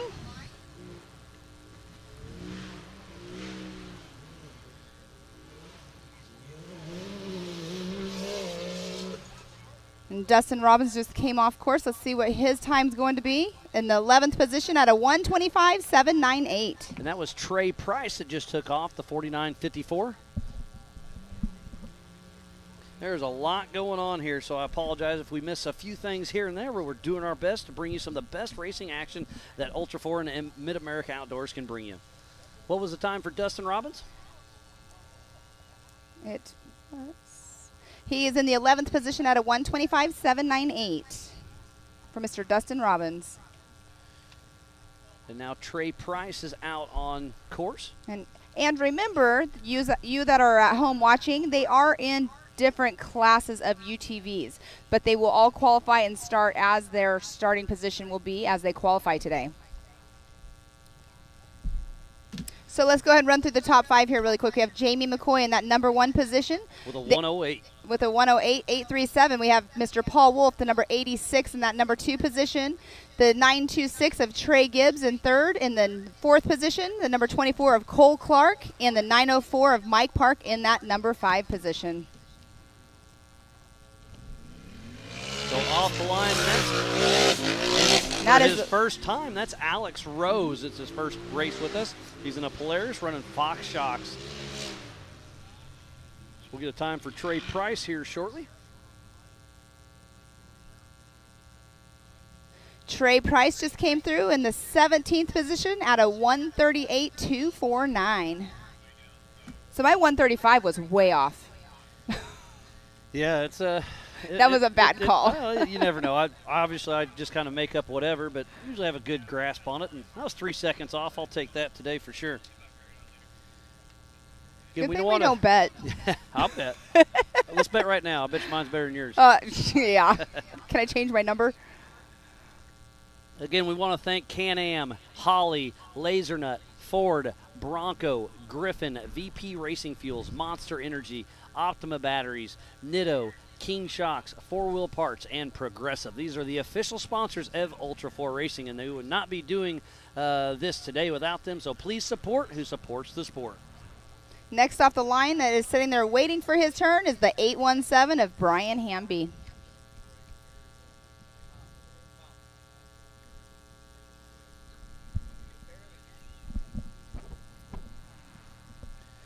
So Brian Hamby next off the line. And there he goes, taking that green flag.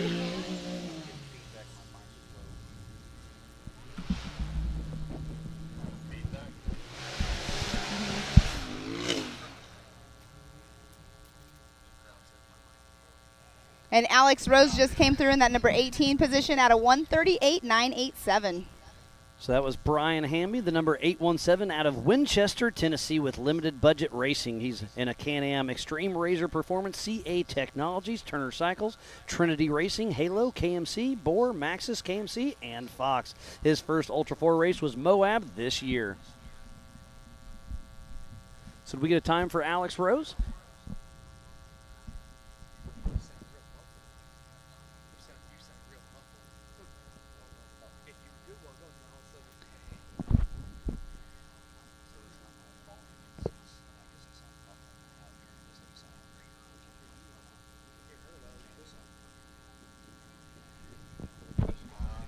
Yes, Alex Rose in the 18th position, the 119 of Alex Rose with the 138.987. All right, we have some issues going on here with the 817 out there on race course of Mr. Brian Hamby. Not sure what's going on, if he's off race course already, but he is definitely stopped. So tough break for Brian Hamby, but he'll be taking a rear start in tomorrow's race for the 4-Wheel Parts Teardown in Tennessee at the Adventure Off-Road Park. We'll be kicking off tomorrow morning at 8 a.m. and we'll be live racing all day long. So if you can't get here, be sure to tune in. But if you're anywhere in the area, we're just outside of South Pittsburgh, Tennessee, so we're smack in the middle between Nashville, Knoxville, Birmingham, and Atlanta. So please come on out. It's going to be a great spectator. We've got a great pavilion with a lot of shade. We've got the Jumbotron here on site.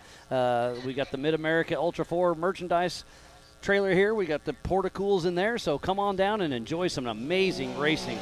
All right, off the line. That is the 118 of Matthew Walraven out of Oak Ridge, North Carolina. He's running a Can-Am, MRT tires, Method race wheels, and G-Force shock tuning. And the time to beat thus far is Mr. Jamie McCoy. And in the 4600 Spider Track stock class on that pole position was Mr. John Schaefer, who was in third place last year. And Matthew Walraven has a little one out here that's going to be racing in the 170s tomorrow as well. You are correct, yep. Alexander Walraven. Yeah, the 170s are a lot of fun to watch. I have to say I've been getting feedback from parents and other people that do watch like our short course racing at Mid-America and all of these Ultra 4 races where the 170s race. That's like a class favorite of a lot of people. Of course, the parents love it, but other people love the recognition that the kids are getting as well.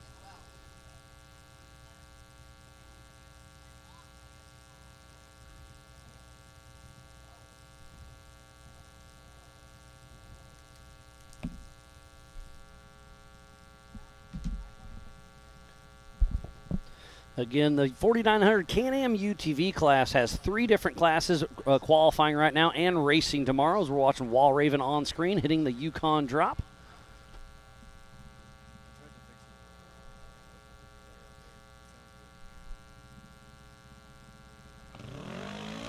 So that's the number 253 of Mitch Wofford out of Ashland City, Tennessee with Razor Extreme and another Polaris RS1, STI Rocktanes, OMF, Elka, and Rhino.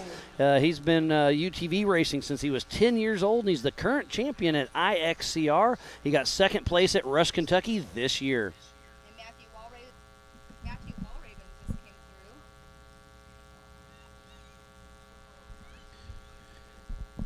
Matthew Walraven came through in the number 19th position out of 146. So 146 for Matthew Walraven.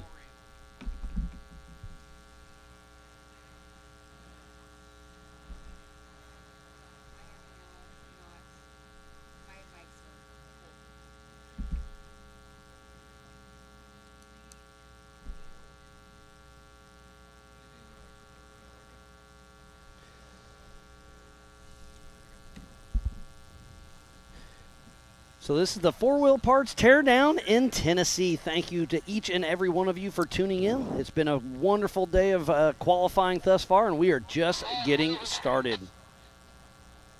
And that was a 2.53 of Mitch Wofford just now going down that drop. And off the line right now is the 722 of Carson Atkins. Out of Seymour, Tennessee with Devone 722 Racing. He's in the Pro Modified class. He's in a new-to-him Yamaha YXE 1000, running Nitto tires, Raceline wheels, and a Fox shocks. His first Ultra 4 race was the Crossbar Ranch back in 2019.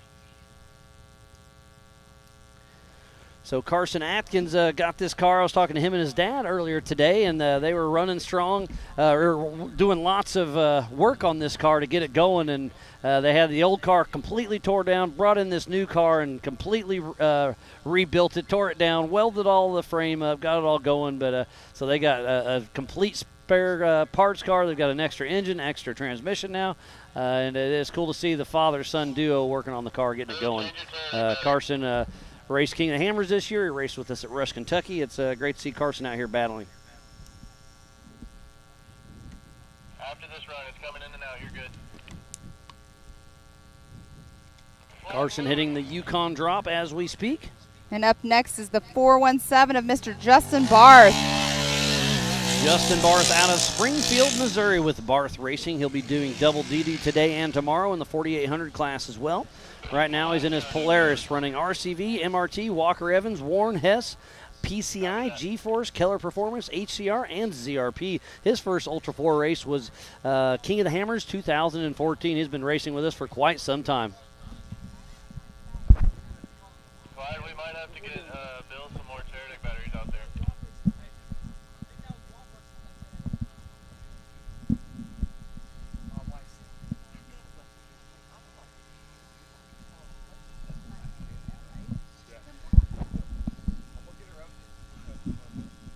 So Justin Barth making his way through the woods. If you're just tuning in, we want to thank you very much for tuning in.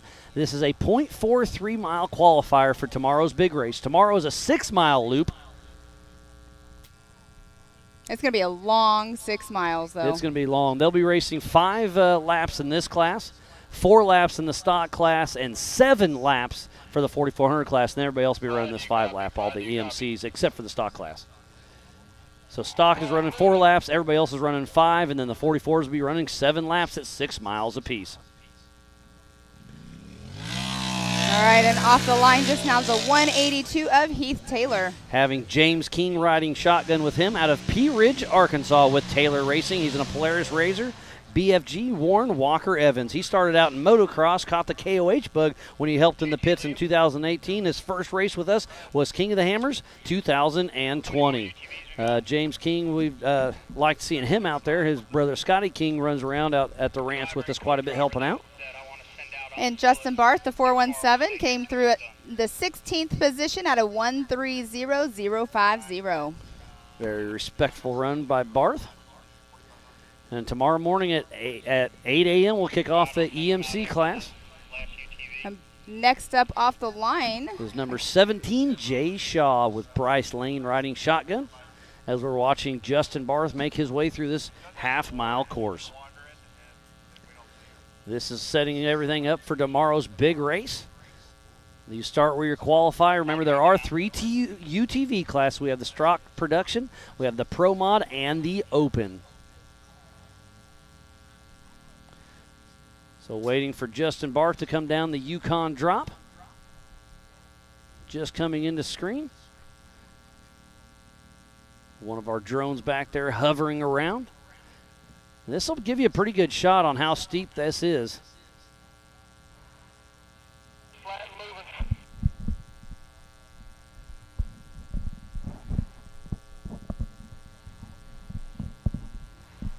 Tyler's still acting up.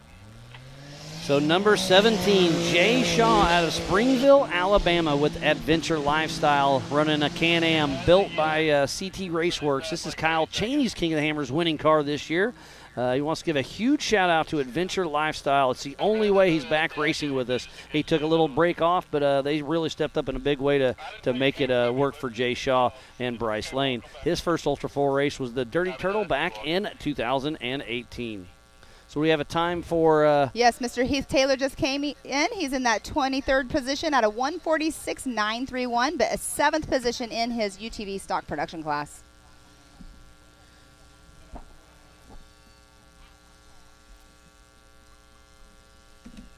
So Jamie McCoy still has the time to beat with that 1:08 fastest lap of the day. Will that get bumped out? I'm not sure. I think that time's going to hold. I think it's going to be a very, very good time that he's going to keep right there all day long. Didn't we have in Moab, didn't we have a UTV number 1 on the qualifying, or was that in Kentucky? They all blur together. I apologize. Run together. Oh, here's number 502 of James Cantrell. He got that car running last night, I'm sure. Number 502, James Cantrell out of Louisville, Kentucky. with Mad Ram 11 Racing in the Pro Modified class. He's in a Polaris Pro XP, HCR, BFG, Keller, Zollinger, Brannick, all things UTV and PRP. His first Ultra 4 race was in 2013 in the 4500 class. He moved up to the 4400 class. Now he's back down to the UTV class, and I believe he's going to step into the stock class here soon. That UTV he's running right now is for sale, so if you want to come racing with us here at Ultra 4, get a hold of James Cantrell and buy this UTV and go racing. And Jay Shaw just came through, Miles, in that number 5 position with a 1:15.884. So a very good run for Jay Shaw in that Can-Am. But out on course right now is Mr. James Cantrell. Tyler, you good? And speaking of the YouTube and everything, you can go to the MAO or Ultra 4, but he's racing for Mad Ram 11. They do an amazing coverage on a lot of off-road stuff, so be sure to go check out Mad Ram 11. Yeah, it's still cutting in and out, Clyde. And I believe James Cantrell will be our last UTV qualifying today, so we're missing a few names. They'll be taking a rear start, but that's just fine. Tomorrow's race will be on adjusted time. So yes, and James Cantrell is another beast out here on race course.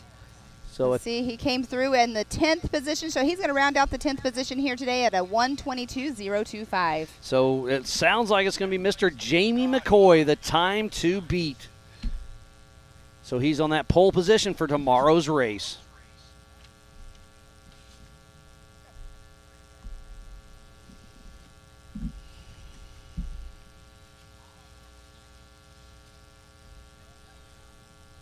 So again, we need to give a huge shout out to Can-Am, Holley, Ford, Bronco, Monster Energy, Optima Batteries, 4-Wheel Parts, Progressive, Holley, Lasernut, Griffin, VP, Nitto, King of the Hammers, Amsoil, Method, Axial RC Cars, Spider Tracks, Recaro Seats, Baja Jerky, PCI Race Radios, ARB, Rigid, Brannick Motorsports, Tread Latley, Action Sports Canopy, Warren, Factor 55, HCR, Yukon Gear and Axle, MBRP, and Off the Grid Clothing are the official sponsors of Ultra 4 Racing. We also have Mid-America Outdoors, the Off-Road Syndicate, Ultimax Belts, and 360 Wraps. So please support who supports the sport. Without all these amazing partners, we would not be racing here today for the 4-Wheel Parts Teardown in Tennessee. Come back with that, what'd you say? Send Matt with an HDMI, micro HDMI, send him to Bill's truck. It looks like first off the line in the 4500 Yukon Gear and Axle Modified class will be Troy Digby. In the 4500 Yukon Gear and Axle Modified class, you can have 2.5 shocks per corner, limited to 14 inches of travel. Mechanical steering, a maximum of a 37-inch DOT tire, and a front-mounted engine, but unlimited horsepower. So Troy Digby, number 4514, out of Charlotte, North Carolina, with Outlaw Off-Road. He's in a built Jeep with an LS 5.3, Turbo 400, Atlas, Dana 60 up front, 14-bolt in the rear, Fox, Maxxis, Raceline, Corbo, Barnes 4-wheel drive. He got second place early on this year at the 918 at Mid-America Outdoors. So Troy Biggie out on course. And You've been saying a lot of North Carolina people. There's a bunch of them out there, isn't there, Pam? Yeah, including me, except I'm not out there. And it's only, what, you said a 5-hour drive for you? It took me about 4.5 hours to get here.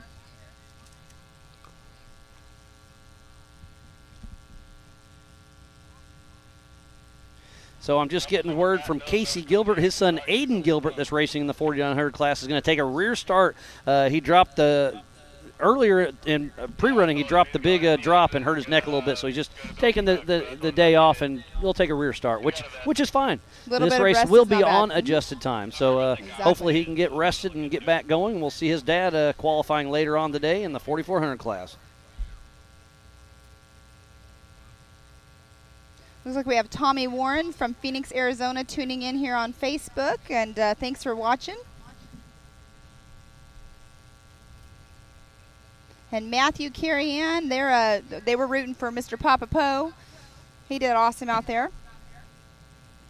So make sure if you're out there on Facebook, you're sharing our live feed and letting everybody know that tomorrow's race day, and it's going to be all day long. And we've got a new racer up next, number 4513 of Bob Humanchuck. And on the side of this car, where the sponsors usually go, it says, your business name here. So Bob Humanchuck, number 4513 out of Richmond Heights, Ohio, with Nocturnal Motorsports. He's in a Jeep built Buggy, LS, BFG, Raceline, Fox. This is his first race with Ultra 4 Racing. We have a lot of newbies out here, as we were saying earlier. Next up off the line is going to be Diesel Krentz, another North Carolina person. And he debuted his Ultra 4 debut was 1 year ago here at AOP. So yes, it was. Great to see him back out here racing once again.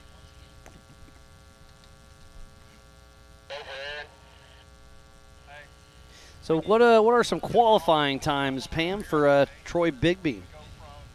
Troy Digby, he went through with a 2:01.055. So that's the fastest time for the 4500 Yukon gear and axle modified class. So tomorrow's EMC race at 8 o'clock in the morning, we'll have 4 different races going on at the same time.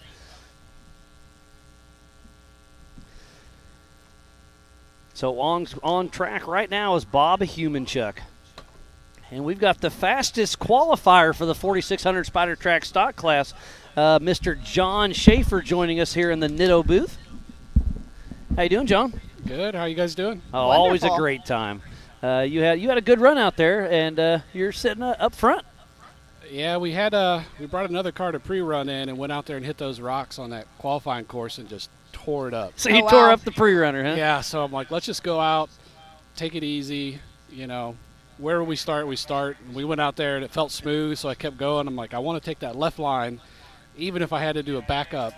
But I came in, hooked the wheel, let it pivot. So it worked out perfect, huh? Yep.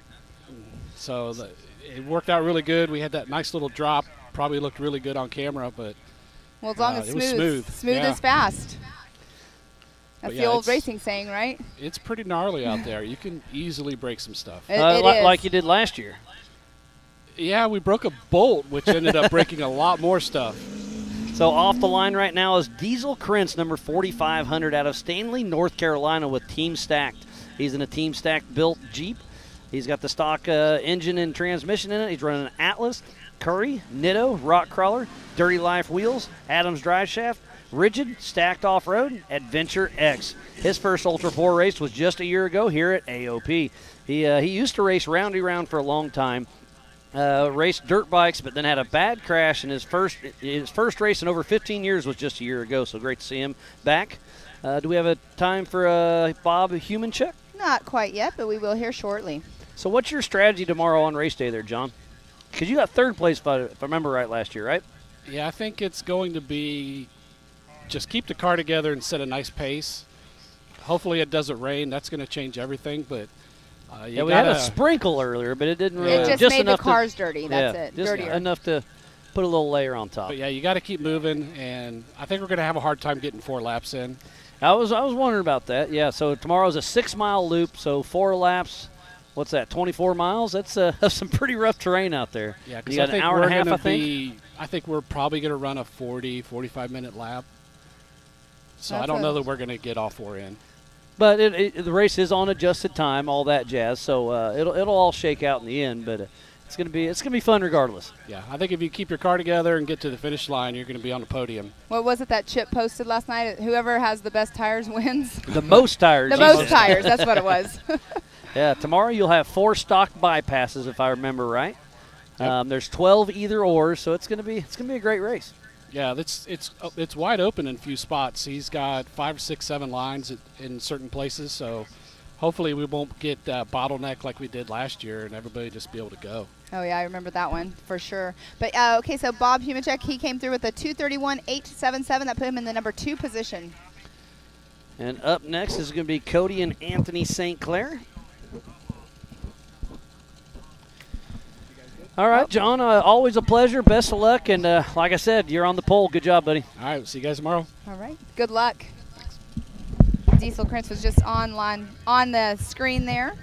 He went past the bypass, and Cody is getting that green flag. So Cody St. Clair with his dad, Anthony, riding shotgun out of Ponder, Texas, with number 4561 with SCR Motorsports. They are in a Tribe 16 built chassis. Thompson LS 408 Stroker, Turbo 400, Atlas, Custom Splice, Raceline, Cooper Tires, Fox, and Factor 55. He started racing in the stock class in Dirt Riot. His first King of the Hammers was 2015. He got third in Nationals at 2019, and this year he got third at the MAO 918 race. You missed out on that one, Miles. It was nice and cold. Next off the line is going to be the 45-19 of Rick Lavezzo. But right now we have Troy Digby in that number 1 position with a 2:01.055. The number 2 position, Bob Humachuk at the 2:31.877. And third position is Diesel Krentz with a 2:38.165. So 37 seconds splitting up the 4,500 Yukon Gear and Axle Modified class for now. So we'll see how Cody St. Clair and his dad Anthony does out on this .43 mile qualifying loop.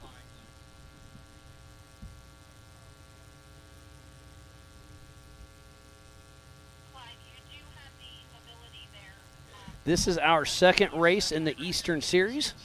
Our third and final race in the Ultra 4 Eastern Series is at the Big House in Crandon, Wisconsin over Labor Day weekend, September 2nd through the 4th, so be sure to tune in for that. That's always a fan favorite. And off the line, there is Mr. Rick Lavezzo. With James Mahoney riding shotgun, number 4549 out of Fort Worth, Texas, with R-Squared Racing.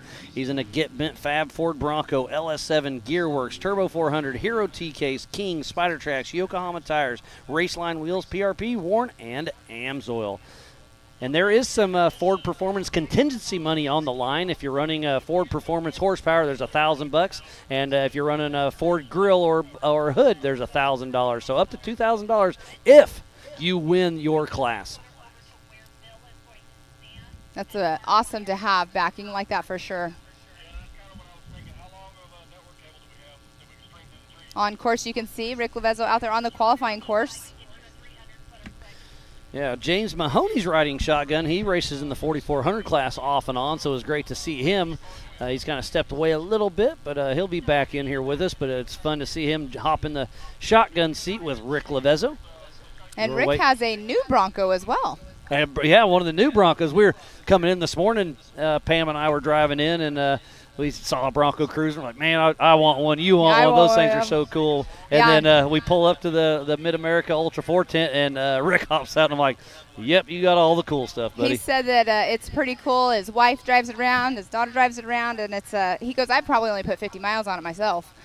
But, no, it's definitely an awesome, nice red Bronco out there. Rick Lavezzo making the Yukon you can see a drop. little hop when he did that drop. Pretty easy. He made it pretty easy, but you still saw that bounce. So talking about Ford Performance contingency money, Sean Rance could get that $2,000 because he's running Ford Performance engine and that Ford Bronco hood. So Sean Rance Sr., number 4531 out of Aztec, New Mexico with Mud Nut Racing. He's in a 1976 Ford Bronco themed machine with a 455 small block Ford. ATI Turbo 400, Trailworthy Fab T-Case, Rough Stuff, Mega High Nines, RCV, King, Milestar PRP, and Raceline. He's proud to be a Ford-powered machine. His current first-gen body he built with his son in a two-car garage. His first race was King of the Hammers 2012 and was the Western Series back in 2021 last year. And as you were going through those, we had Dwayne Garrison pull up to the line. He'll be going off next. We're just waiting for some scoring updates here, and we'll update you on all of the positions right now where everybody is qualifying.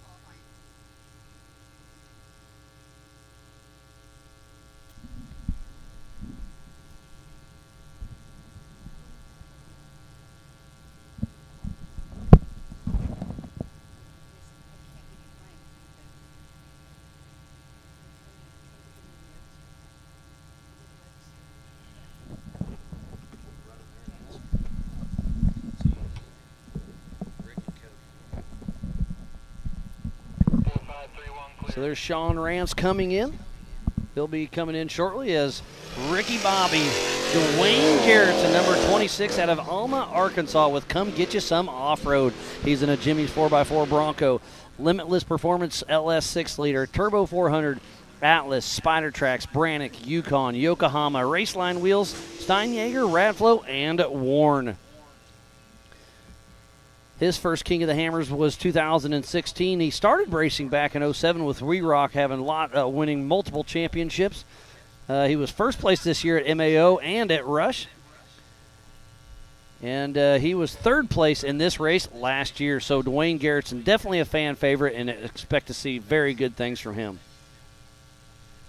It's Dwayne Garrison out there on that .43 mile qualifying lap. Getting things all set up for tomorrow's big race for the 4-wheel parts teardown in Tennessee at AOP.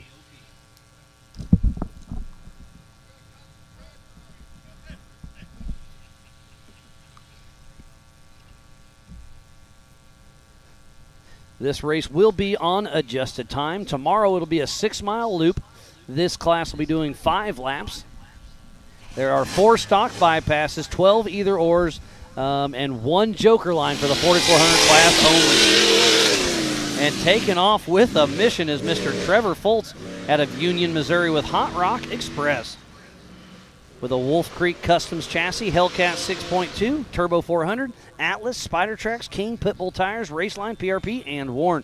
His first Ultra 4 race was King of the Hammers 2017.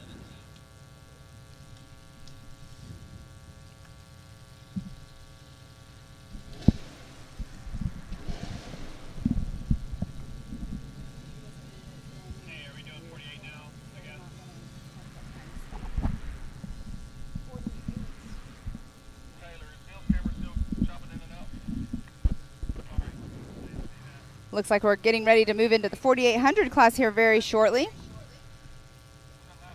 We just moved into it. I missed it. Oh, we already missed it. Trevor Foltz was the first one in the 4,800 Brannick Motorsports Legends class. Yes, and I just walked back, so I was not over here. I'm sorry. So the 4,800 Brannick Motorsports Legends class, you have to have a front-mounted engine but unlimited horsepower. Vehicle must contain 2 seats side by side, single shock per corner, maximum of a 37-inch DOT tire, solid axles only. There are a lot of new cars that are being built for this, but this is a great place for a 4,400 car to kind of retire at. You just have to have a single shock per corner and a 37-inch DOT tire. So Trevor Foltz running strong all the way to the finish line. As they should be.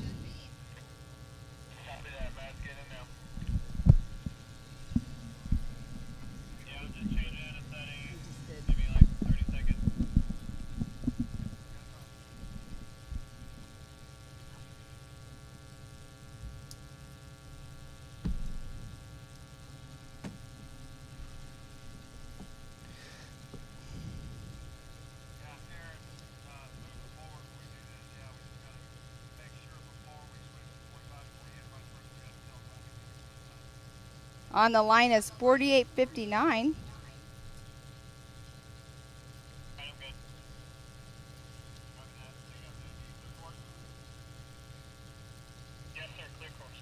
That will be Evan Sherman, and he's from South Carolina. Everybody's from North Carolina, but we have now a South Carolina. So Evan Sherman with his buddy Chris riding shotgun in the 48.59 out of Inman, South Carolina with Sherman Racing. He's in a Jimmy's chassis with an LS 6-liter, Turbo 400, Atlas, Spider Tracks, PRP, Raceline, Fox, Toyo, Barnes 4-wheel drive, East Coast Gear, and Carlton Customs. His first Ultra 4 race was Tennessee 2020, and he wants to give a big shout out to Donnie Schroeder for helping out. Next off the line, there's a pretty cool story about this car, but it's the 302 of Mr. Jody Ford that'll be taking the green flag. Racing in memory of Roscoe. He's racing in Roscoe's old race car. He passed away years ago, near and dear to the Team Indiana. So Jody Ford and Brandon Haynes are taking that car out for the first race in a long time. It's really cool to see as we're watching Evan Sherman out on course. Yeah, he was telling me, I was actually asking him last night if he has, if it was an original wrap on the car, and he said that the hood is still an original wrap, but the side panels have been redone. And speaking of the 4,800 Brannick Motorsports Legends class, riding shotgun is Mr. Brannick Haynes. That is Stan Haynes' son. So I know Stan wasn't able to make it. It's his mom's birthday this weekend. So happy birthday to Stan's mom this weekend. Hate Stan can't be here. He comes to almost every Ultra 4 race, but they are Brannick Motorsports themselves. So it looks like we'll be taking off here. As soon as Jody takes off, we will introduce our next guest we have up here. So off the line right now is Jody Ford with Brandon Haynes riding shotgun, number 302 out of Markle, Indiana with Team Indiana with Brannick chassis number 1. This is Roscoe's old car with a Ford 302 stroke to 347, C6 trans, NP205, Fox ITBs. Brannick, PRP, KMC, and Nitto. Jody's first King of the Hammers was 2018, and in the Nitto Lounge with us is James Cantrell. How's it going, buddy? Pretty good, guys. How are you all doing today? We're doing good. We're doing great. The sun disappeared for a little while, so I'm doing great. It feels so much better now than it did this morning. Yes, it does. Here, Oh, there we go. Had a little technical difficulties, but we got him back going. he drives race cars. He doesn't talk on the mic. And I'm glad to see you out here racing. I know you had that car up for sale. I wasn't sure if you were coming. I know you have a little secret stash. I'll let you debut that later. But I'm glad to see you out here racing. And when'd you do your prep on this car? How long ago? Be honest. Last night. I knew it. Of course, of course. Well, I fully prepped the car before Rush, and having that hub brake at Rush a lap in, the car didn't really get any miles put on it, so we just did a mild re-prep on it and brought it down here. Well, what good broke? to go, Did you huh? fix what broke? Broke a hub. Just a Oh. weird fluke and There's something. sometimes freak accidents that That, happen. that's racing, yeah. You were going to start mid-pack. You had a pretty good qualifying run. What's your game plan for tomorrow? Get my finish points. This is my double race Oh. for King of Hammers. So let's explain that. So this year with the new merge, there were a few people that did not race King of the Hammers. I'm going to get right back to that, so give me just a second. That was Ryan Taylor, number 53, out of North Liberty, Indiana, with Team Indiana, with a Trent Fab chassis, LS 6-liter 4L80E, Atlas, Spider Tracks, Brannick, Fox, Yokohama, Raceline, and PRP. Ryan Taylor raced, his first race was last year in Moab. Great character. So the double points for King of the Hammers. With the merge, there were some people that didn't race King of the Hammers because they were going to race the other series. So you had to pick a race and do a double points before the season really even started, and you chose this race, huh? So you need to finish. I need to finish no matter what. And I'm just going to go out and run a conservative pace and try to get some good finish points. So what's conservative, like 70%? On this course, probably 60. 60, okay. So you It's a actually tough are course going out to there. take her It's easy, rough. I've been coming here for several years, and this is the hardest I've ever seen it. Did you pre-run it quite a bit? I pre-ran, and it's rough. I Yeah. mean, all the mud holes are deep, all the rock trails are beat in. It's going to be a real attrition race. This is a true Ultra 4 race. Yeah, we both have taken a lap out on the race course helping JT Mark, and it's definitely rough out there. It's rougher than last year's race. The trees are tight, the rocks are big, the mud holes, even though it's dry, they're still there. And this is going to be hard on tires. I think it's going to be hard on you. I mean, it's going to be hot out there. You're going to be in full race suit. It's going to be a doozy. I think you're right. I think tires are going to be the big one if you can keep the tires on the car, because there's a lot of gotchas. I mean, you never get a rest on this course. You are always got to be watching out for tires. We jokingly say that the trees jump out at you and the rocks. They do. They move. They're fast, especially out here. I've hit a few of them. They're like Houdini. They just all of a sudden appear. Yeah. Off the line is at 866 right there. That of is Mr. Sean Reisky. Out of Mishawaka, Indiana. Just saw his dad walk by with Auto Pros Off-Road, new chassis built in-house with an LS3 Turbo 400, Hero T-Case, Gearworks, PRP, JKS sponsored machine, Brannick, Fox, Dirty Life Race Wheels, Mickey Thompson Tires, and Warren. His first Ultra 4 race was Oklahoma 2017. So it looks like we got a time for Jody Ford. Jody Ford's time was a 1:38.834. Ryan Taylor came through at a 1:52.726. So we're just still waiting on a few times to come through before we can announce everybody's times. But we have a couple in so far. And up next should be Brian Trimp.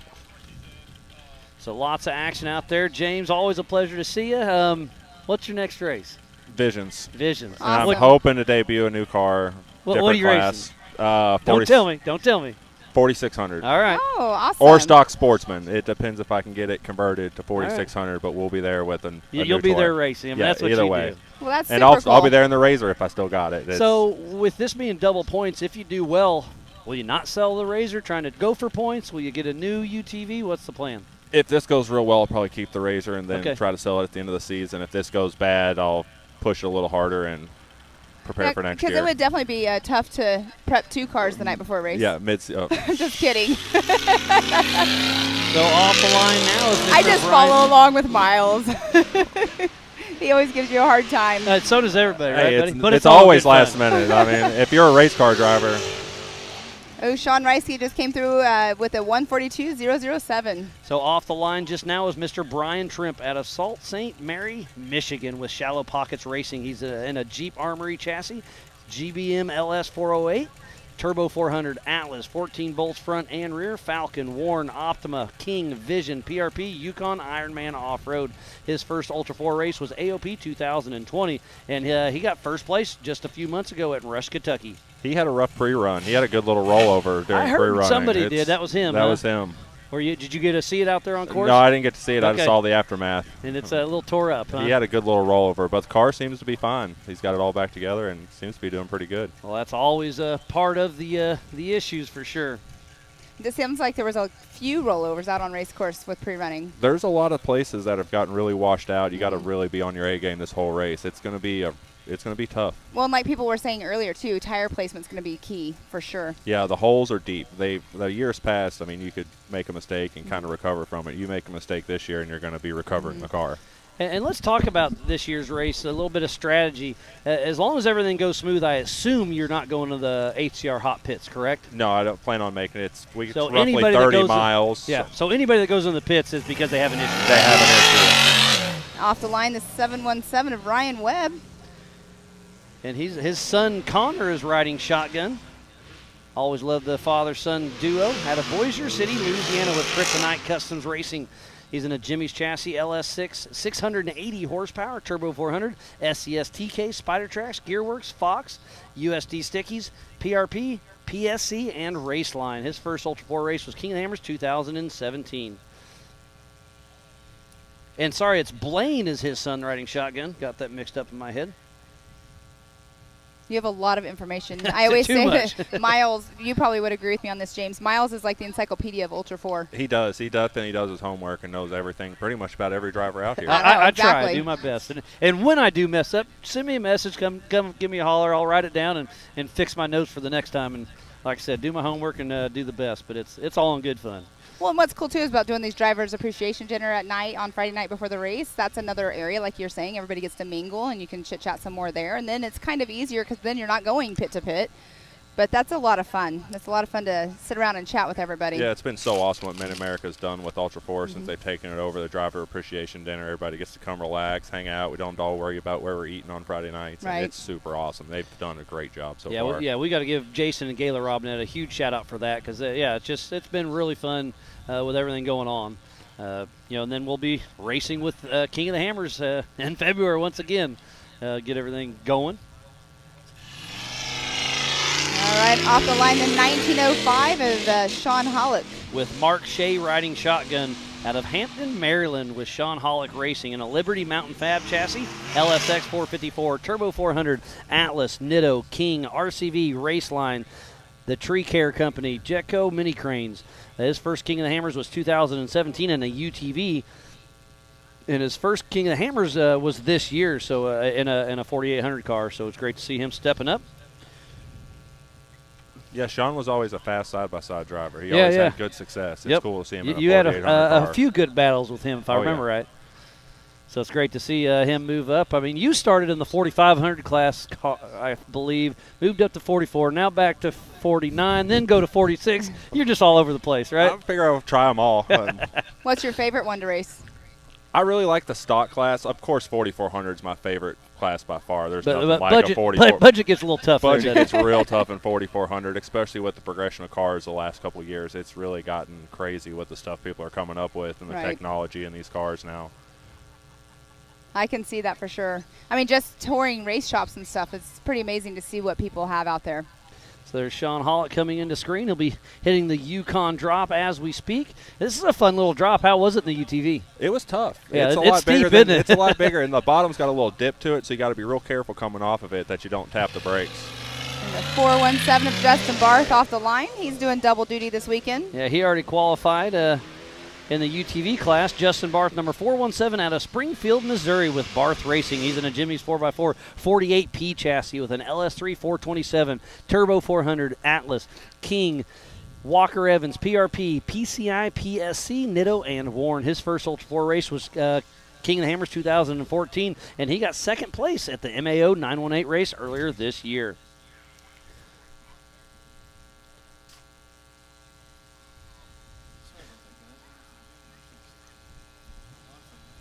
So if you want to keep up with all the timing, go to live.ultra4racing.com for our timing. We'll be for qualifying today and racing all day tomorrow. So bring a couple, watch it, put it up on the TV, get your computer out, and tune in all day long. Ultra4racing.com/live. Go to the MAO app, go to the MAO and Ultra4 Facebook and YouTubes. Tune in and hit the share button, start a watch party. It's going to be a great, great weekend of racing. And don't forget, at Mid-America Outdoors tonight, there's a rodeo at 7 p.m., and then tomorrow they'll be doing their side-by-side racing while we're doing this. So there's plenty of racing to watch this weekend. A lot of racing going on this weekend for sure. I'm really excited for this next driver, Casey Ryan. Casey actually started, me and him started racing Ultra4 together back in our Cherokee. Me and Casey raced together for probably 5 or 6 years in 4,500 and 4,400. He's a heck of a driver. I expect to see him throw down a real fast time. Yeah, he's extremely fast, and he's a fill-in driver for George Schooley. And Cameron Schooley, George's daughter, is riding shotgun with him, and they are out of Westminster, Maryland, with Legacy Off-Road and a Miller Pro chassis with an LS 437, Turbo 400 Atlas, Nitto, Spider Tracks, Method, and Fox. But yeah, George is definitely here, but has a little bit of medical issues. The doctor says hopefully in about 3 months they'll give him the clear, but it sounds like he's going to give the car to Cameron. Yep. So it'll be cool to see. Casey Ryan was his fill-in driver last year. And finished second. Yeah, and got second place. So it's going to be interesting. Last year, the podium for the 4,800 Brannick Motorsports Legends class was Chris May, George Schooley, and Casey Gilbert. But Casey Gilbert stepped up. Chris May sold his car, so Casey Ryan has a good shot in the 4,800 class. And that is so Casey Ryan will be the last competitor in the 4,800 Brannick Motorsports Legends class, and then we're going to switch it over to the 4,400 Unlimited class. Well, James, always a pleasure having you here in the Nitto booth, but I'll give you a little break, but always good to see you, and good luck tomorrow. Thank you much. I appreciate it. Good luck. All right, came through with a 124.011. So it sounds like he got the pole position for George Schooley, Mr. Casey Ryan. So it looks like it will be Casey Ryan in that number 1 position, Justin Barth in 2, Jody Ford 3rd, 4th, Sean Hollick, 5th, Sean Reisky, 6th, Brian Trimp, 7, Ryan Webb, 8, Ryan Taylor, in the 9th position, Evan Sherman. And the 456 is on the line, will be the first off the line for the 4,400 class of Chad Hunt. And he is getting ready to take that green flag here in 1 second. There we go, off the line, Chad Hunt. These are the biggest and baddest names in our sport. Chad Hunt with Rick riding shotgun, number 456, out of Plymouth, Indiana, with Hunt's Motorsports. He's in a brand new Miller Pro chassis, supercharged Dart LS 427, 4L80E transmission, SCS TK, Spider Tracks, Fox, Nitto, Raceline, and PRP. His first Ultra4 race was Badlands back in 2013, and he likes to hang out with Team Indiana. Now, I stopped by there last night to check it out, and they were adjusting their power steering pulley. They kept spinning the serpentine belt, so they had to kind of fudge it out a little bit, and it looks like it's screaming hard. So he's putting that Miller Pro chassis to work. But before you look up, Miles, did you hear the motor just now? Which one? That just went off. Not off, almost. Number 4, Mr. Chip McLaughlin, is up next on the 4,400 class for his qualifying run.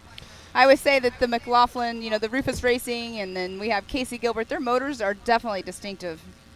And last year here at this race, on top of the box was Josh Blyler, Cade Rod, and Eric Miller, and all 3 of those guys are here racing. So tomorrow's race is going to be absolutely amazing as Chad Hunt comes down the Yukon drop. And off the line is Mr. Chip McLaughlin out of Corinth, Texas, with Rufus Racing. He's in a Tribe 16 2C IFS machine, Thompson Motorsports 440 LS7, 800 horsepower, Turbo 400 Atlas, Spider Tracks, Vision, Maxxis, Fox, Corbo Seats, sponsored by Eco Earthworks, Baja Designs, and Nightsticks. He started out as Doug Jackson's co-driver, but switched to the driver's seat in 2019 and has been doing great ever since. And Chad Hunt just came through with a time of 1:36.934. So we'll see what the fastest time will be, if that will stand or not. So Jamie McCoy with that 108 is going to be super hard to beat. And like I said earlier, I really, really think that 108 is going to stick. This is such a tight and technical course that it's going to be interesting. It definitely will be. And with that shorter wheelbase, Miles, I think that you're right that nobody will be able to beat that Jamie McCoy time. But next off the line, we will have Mr. Zandy Willems here momentarily. And hopping into the Nitto Lounge, we have Mr. Mark Shea just hopped out of the car with Sean Hollick. How was it out there, buddy? It's brutal. It's brutal, and that's only half a mile. That's Not it. even a half a mile. Well, we're just happy Sean got a full qualifying lap in. Yeah. Last what was it? Kentucky. You guys had some pretty good issues. Yep. Ooh. And Chip came 119, 589. Wow. So fastest time in the 4,400 class is Mr. Chip McLaughlin, that 119. And we're talking about the course tomorrow. It's 6 miles out there. It's gonna be hot. It's gonna be rough. It's gonna be tough. It's gonna be fun. It's gonna be all of it. Oh, absolutely. And it's we start first in the morning, so hopefully it won't be too hot. But it's definitely hot down here too, and that's with the helmets and fire suits and stuff. That's going to be a lot on top of everything else. But yeah, I think heat's going to be a big issue. I think tires are going to be an issue, but I think the dust is going to be an issue. Yes. Yep. In years past, this has been wet and muddy, but. So off the line now is Mr. Zandy Willems with Diamond Riding Shotgun out of Allen, Texas with Rufus Racing. He's in a Tribe 16 two-seat solid axle machine called Nightmare. He's got a Thompson Motorsports LS 440 LS7 with 800 horsepower. Turbo 400, Atlas, Spider Tracks, Vision, Maxxis, RCV, Fox, Corbo, sponsored by EcoWorks, Baja Designs, and Nightsticks. He is the head honcho of Rufus Racing. His first Ultra 4 race was in Davis, Oklahoma with Doug Jackson riding shotgun. See Angie over there rooting on her Zandy. Her Zandy. Up next off the line is going to be the number 40 of Liam Morris. But out there, the course, definitely rough. Yes. Is there any part of it that you think is your favorite part yet?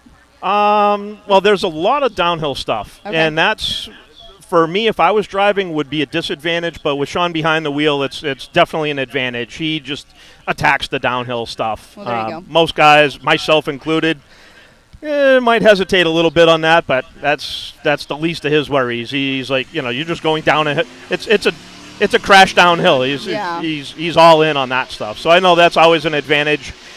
Usually. And off the line now is Liam Morris, number 40, out of Pacific, Missouri, with Hot Rock Express and a Jimmy's chassis with an LSX 454, Turbo 400, Hero T-Case, Mickey Thompson tires, Raceline wheels, Radflow, top-tier suspension, Show Me Speed, vinyl images, Schaefer Oils, Off-Road Lifestyle, and Warren. All right, Miles. What's up? 117.324. He just beat Chip by 2 seconds. That's going to be a party tonight. So Chip Zandy's got beat by Zandy. That's awesome. Number 1 position right now. That's pretty darn cool. Sitting in the hot seat, Mr. Rufus Racing, Zandy Willems. And I can't wait to give Chip some hard times over that. He'll be happy about it, but he's going to catch some grief for sure. Oh, my goodness. That's a great run. But we were worried there for a minute about their times, but they're definitely getting down there into the times that you were saying earlier that you thought would be the fastest. Next off the line is going to be the 178 of Aaron Smith, waiting here patiently. How was it sitting on the start line waiting for your start? Well, for qualifying, I actually let him go solo. Okay. I'll be in the car co-driving all day tomorrow, but sometimes we always work. What's most. So off the line right now is Mr. Aaron Smith with Troy Digby riding shotgun, so he's playing double duty out of Plano, Texas with Smith Brothers. With Smith Off-Road. He's in a bomber chassis that he built himself from Randy Slauson. He's got a CBM Stroke LS3 with 425, maximum Turbo 400 Atlas, BFG, Raceline, and King. His first Ultra 4 race was earlier this year at the 918 at Mid-America Outdoors. He bought the bomber as a kit and built it in-house. It's really cool to see him come around, and it's cool to see Troy Digby hopping in with him. So you were saying, like, go ahead and finish. Yeah, we look at what's most advantageous for us. If it's better for me to be in the car or better for me to be outside of the car. Yeah, strategy. It's a huge deal. Yeah, we definitely play that to whatever advantage we can have. And that's what we were talking. We actually, Miles and I usually talk about that. Like, do you use it as an advantage not having a co-driver during pre-running, or not pre-running but qualifying, or do you run it because your shocks, your suspension, everything's set up for a co-driver and on race day as well. And on race day as well, exactly. Yeah, and with a course like this, with a bigger car, that's not as big of a deal. Mm-hmm. If with a smaller car, like we were racing Razors up until this year, and that was definitely a big advantage when you're talking about the weight difference on those cars. But absolutely, the big cars, it's not such a big deal. And just off the line was a brand new driver all the way from Canada, Mr. Derek Starr, and he has his son riding shotgun with him. Yeah, his son Connor. That's awesome. Out of Georgetown, Ontario, Team Hollywood with a front yard fab solid axle chassis, LS3, 6L80, Atlas, Dana 80 Rockwells, Maxxis, and Raceline and ADS. And this is his first Ultra 4 race. He bought this car 2 years ago. COVID hit. He can't come across the border. They were super locked down. That he was super stoked to be here. He showed up a week early to just do a bunch of trail wheeling. And we've had a couple great chats with Derek Starr and his son Connor and their whole team. And they're just super stoked to be here. And we're open arms with the MAO and Ultra 4 family. So it's great to see. I wouldn't be surprised that the next race they show up to, they're going to have this really cool wrap, because the roof of his car is wrapped right now with this really cool iridescent wrapping material. Oh, cool. I don't know what it is, but they want to hopefully eventually wrap their whole car in it. It's super cool. And that's a hike coming down. I know we're from Massachusetts, and it was a good 18-hour drive for us, and they've got to have probably another 4 or 5 hours on top of that. Yeah, I think it said they took them 18 hours or something to get here. Is what I think they said. So that is the 124 going off the line of Roger King. Out of Sparta, Tennessee, with Team Robbie Bobby with a Mike Colville chassis, LSX 427, 680 horsepower.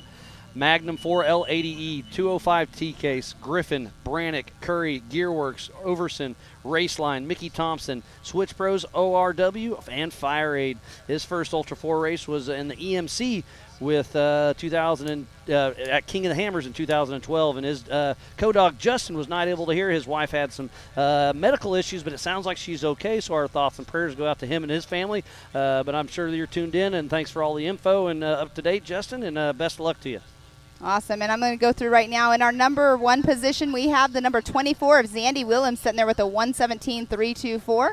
In that second position, teammate Chip McLaughlin at a 119.589 in that number 4.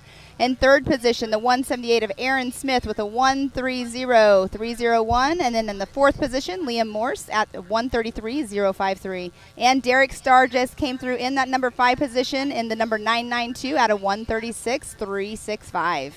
And Chad Hunt is sitting right now in that sixth position at a 136.934. So lots of close times, but then again, Zandy and Chip went out there and kind of they took quite a lead on the time right now, I guess I should say. But that fast time to beat is still 108 by Jamie McCoy. Exactly, and off the line is going to be Mr. Tad Dowker in that number 906. With Andy Eustace riding shotgun out of Kewadin, Michigan with North Shore Raceworks. He's in a Trent Fab solid axle machine, Bambi, LSX 454, Reed Turbo 400, Atlas, Spider Tracks, Fox, Mickey Thompson, Raceline, and Sparco. He bought this car from Dave Cole in 2019 and has been racing it ever since. It's great to see him out here racing. Tad Dowker out on course. Yeah, we did a lot with the wrap on our car as well. It's got kind of the the big bass boat metallic orange, and then we followed it up with all of our logos for our sponsors with the chrome style graphic. Cool. So really trying to make it stand out. Yeah, the orange really pops on screen for sure. Yeah. Until you get in the mud. Then everyone's brown by third lap, yes. And the chrome's not so shiny. I definitely like a chrome wrap, though. That would be super cool to do on a race car for sure. And on screen right there is Tad going down our little Yukon drop. So which side did you take? Did you take straight, just like he just did, okay. Yes. Yep. We were watching the UTVs earlier. They were taking on screen. It would have been the left side. Right. And off the line now is Daryl Kresbach out of Waterloo, Iowa. with Full Moon Motorsports and a Super 5 solid axle chassis, LS3, Maxman Turbo 400, Atlas, Spider-Tracks, BFG, Trail Ready, and Fox. He's been racing Ultra 4 since 2015. Well, we have a new number one position right now. Mr. Tad Dowker just came in, that number one position with a 1:16.789. That is awesome. So Tad he beat out Dowker Zandy. stepping it up by Zandy in a just chip. under a second.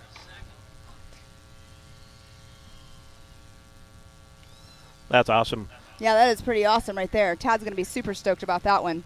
Yeah, thank you. The big cars out there, it's tight. There's a lot of sections on the main course that are, you're really running around some tight sections in there.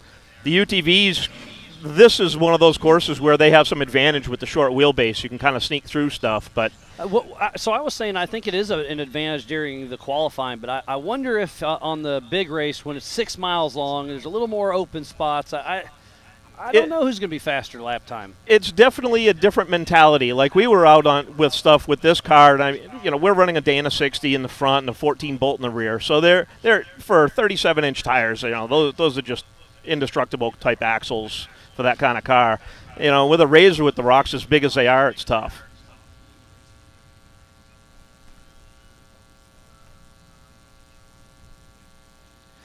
Well, Mark, always a pleasure to have you here in the booth. We're going to switch up, but always a pleasure. Best of luck tomorrow, and good to see you, buddy. Thank you very much. Awesome. Good luck. Thank you. Thank you. All right, next off the line, we are going to have the number 618 of Casey Gilbert.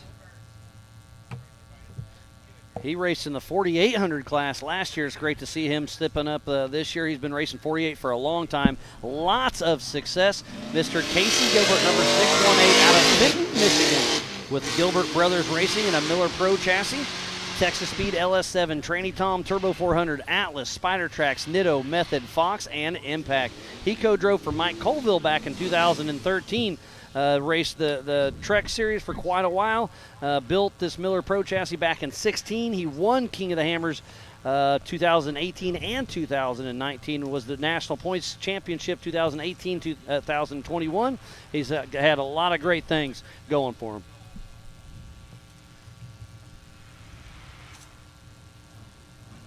You can see Mr. Casey Gilbert right there on screen. And we do have the number 46 of Mr. Rusty Blyler going to be taking the line here next up.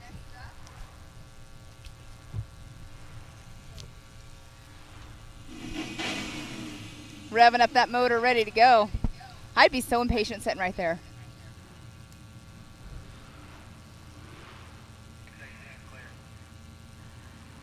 So Casey Gilbert out on course right now, and Rusty Blyler, the happy pappy, taking off as we speak out of Klingerstown, Pennsylvania with Big B Motorsports. He's in a Miller Motorsports Pro chassis, Mapco LS7, Tranny Tom Turbo 400, Atlas, Spider-Tracks, Method, Nitto, Fox, and Sparco. He was the Rookie of the Year in 2018. He was a long-time Line Mountain racer and champion. And it sounds like, Pam, you got some good news for us. I do. I'm sorry. I keep putting my hands up because every time I'm like, oh, my gosh, another new time. So Casey Gilbert in the 618 has just taken that number one spot with a 1:15.762. So Casey Gilbert in that pole position. We still have a lot of heavy hitters. We have Eric Miller and K-Drod and Josh Blyler. Rusty Blyler's out on course right now. Lots of heavy hitters out there, but Casey Gilbert with that 1:15 is looking good. I mean, I thought Tad had a great time at 1:16, and now it's getting beat. So it's like, I wonder what the fastest time's going to be in the 4,400 class. We have the 2:70 of Brian McVeigh is up on the line. Saw him pre-running earlier, and he was pinballing off a couple trees out there. Caught a tire, broke a wheel, broke some brake stuff on there, but he got it back in there, all smiles, having fun. You couldn't even see his car. It was all brown, too, as well. All right, let's see what Mr. Rusty Blyler came through in the number 4 position at a 1:17.722. On screen there is Brian McVeigh. You said Rusty Blyler with a 1:17? 1:17.722 in that number 4 him position. And Zandy will be taking off front to back. But still 1:15, Casey Gilbert. And fastest of the day is at 1:08 by Jamie McCoy. Next up off the line is going to be Mr. Cade Rod. So Brian McVeigh, number 270 out of St. Charles, Ohio, with 270 Motorsports and a wide open design solid axle chassis. Jeff Ginter race engine, Maximum Turbo 400 Atlas, Crane axles, Nitto, Factor 55, Trail Ready, Radflow, Liberty Mountain Fab with Phil Blacardi's tuned his stuff. So is Diddy's Big Block, Buckeye Curb Appeal, Dvorak Heating and Cooling, Wilson Auto Class. So Brian McVeigh out on course.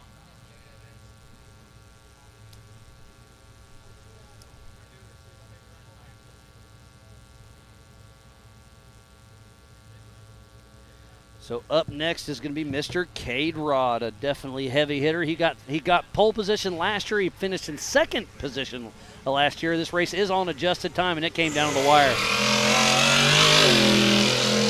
And last year, Cade Rod made his debut in the 4400 class here and ended up on the podium. Yeah, well, on the pole position, he got second place last That's year. what I'm saying, on the podium, yeah, finishing position. So Cade Rod, number 4407 out of Cortez, Colorado, with Jimmy's 4x4. And I see Randy Rod's here on site, too. He showed up just a little bit ago. His dad, great to see him here. He's running a Jimmy's 4x4 48P Mushu with a turnkey LS7, ATI Turbo 400, SCS TK, Spider Tracks, King, PRP seats, Nitto, Vision wheels, Holly Performance, and RCV. He was a heavy hitter in the Legends class, but has moved up. Great to see him running in the 4400 class, and I expect to see good things out of him. Do we have a time for Brian McVeigh? Sorry, I was checking in on our Facebook feed here for a moment. We have lots of people checking in, chiming in, saying hi.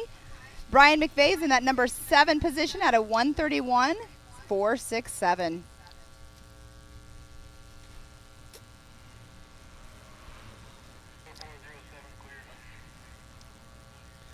So Cade Rod out on course, and now it's Josh Plyler, number 41, a former King of the Hammers champion. And winner here last year, I believe. Yep, he's backing up his win. Out of Klingerstown, Pennsylvania, with Big B Motorsports. He's in a Miller Motorsports Pro chassis, Mapco LS7, Tranny Tom Turbo 400, Atlas, Spider Tracks, Method, Nitto, Fox, and Sparco. His first year with Ultra 4 was back in 2016, and he's finished every King of the Hammers since. In Line Mountain, he was the series champ in 2016, Ultra 4 National Championship in 2019, won King of the Hammers in 2020. First place here at AOP last year, second at King of the Hammers this year, first at Rush this year. Josh Plyler is a heavy hitter in this class for sure. Definitely for sure. And we caught up with him as well the other day. So Cade Rod with a 117 sitting in that 5th position right now. Next up will be the 4046 of Chris Branton. And it's actually Ryan Webb driving for him. He's got a fill-in driver for this race. Chris Branton was not able to make it, so Ryan Webb and his son Blaine is riding shotgun.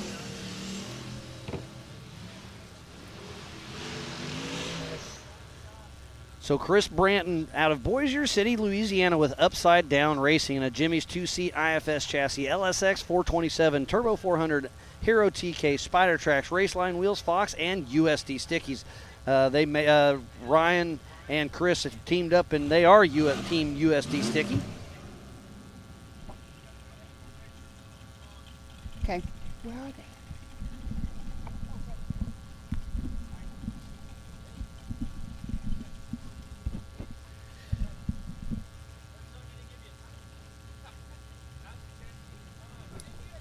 So Chris Branton is out there on course. Driver is Mr. Ryan Webb. We've got another guest. How we doing? Doing pretty good. And what's the name? I'm Trevor Foltz. Oh, Foltz, sorry. I know the names. I don't know the faces as well. I apologize. You showed up yesterday, I believe, a little late register, but you made it here. Yes, sir. You've been racing Ultra 4 for quite some time. It's always great to see you and your brother and your dad, the whole family. And that's Hot Rock Express, right? Yes, sir. So how was the course out there? So it's very technical, actually. Like, it's very rocky. Qualifying courses, I didn't think it was going to be that difficult, but it was extreme. Yeah, it's going to be tough. Off the line right now is Cody Hardesty with Chris Wyant, riding shotgun. Number 408 out of Louisville, Kentucky, with Hardesty racing in a TMR custom chassis, straight axle machine, BTR LS408, Turbo 400, SCS TKs, PRP seats, ADS shocks, Nitto, KMC wheels, Tom Woods, and Diddy's Big Block. So great to see Cody out there running strong. So how was your qualifying run? It looked like you were first off for the 4800 class, right? Yes, sir. I was first off, but I think we're having issues with my my tracker because I don't have a time. We've noticed a few of them. They're getting it sorted. I've Yep. heard some chatter through the PCI race radios. They'll get it squared away. Yep. Sorry we don't have it for you right this moment. You know, all it's good. always something. They got to keep something suspenseful. Yeah, I know. All the time. Oh, yeah. So we had Ryan Webb come through. He came through at a 128.574, puts him in that number 7 position.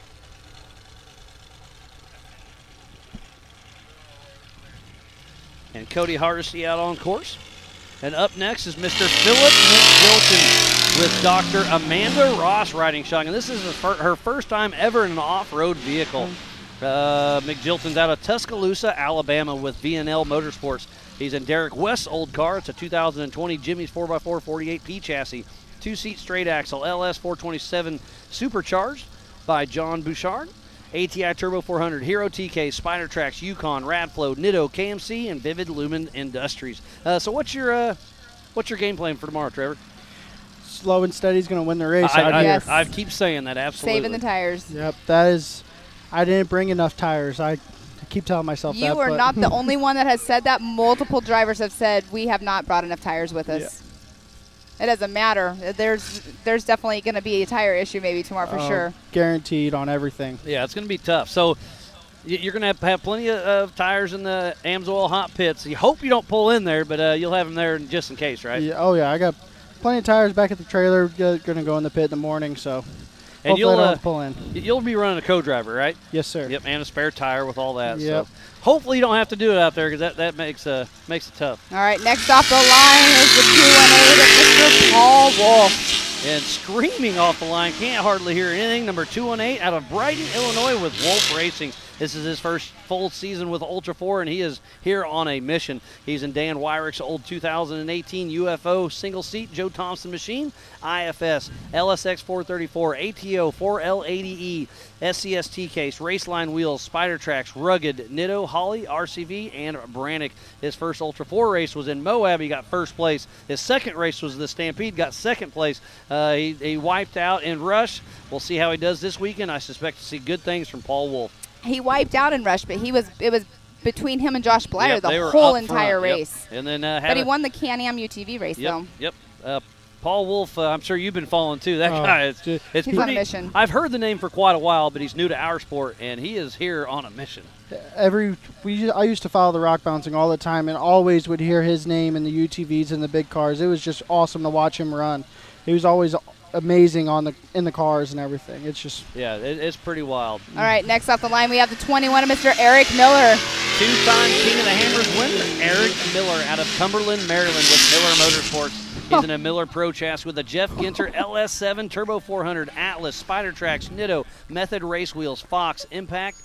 He won King of the Hammers 2012 and 2016. He was the national points champion in 2018, and it's great to see him here racing with us. And it sounds like, Pam, you got something exciting. Yeah, I know. For You us. see my hands go up in the air every time. So Mr. Paul Wolf just came through with a 113.863. So he has about a 2-second lead over Casey Gilbert on time right now for that number 1 starting position. And last year it was all solid axles on the pulse or on the podium, so we'll see if he can mix it up. Paul Wolf, it's pretty impressive what he can do. But talking about Paul Wolf, did you watch at Mid-America last race where he took the 4400 on the hill climbs? Yes, I did. It did well. It was insane out there.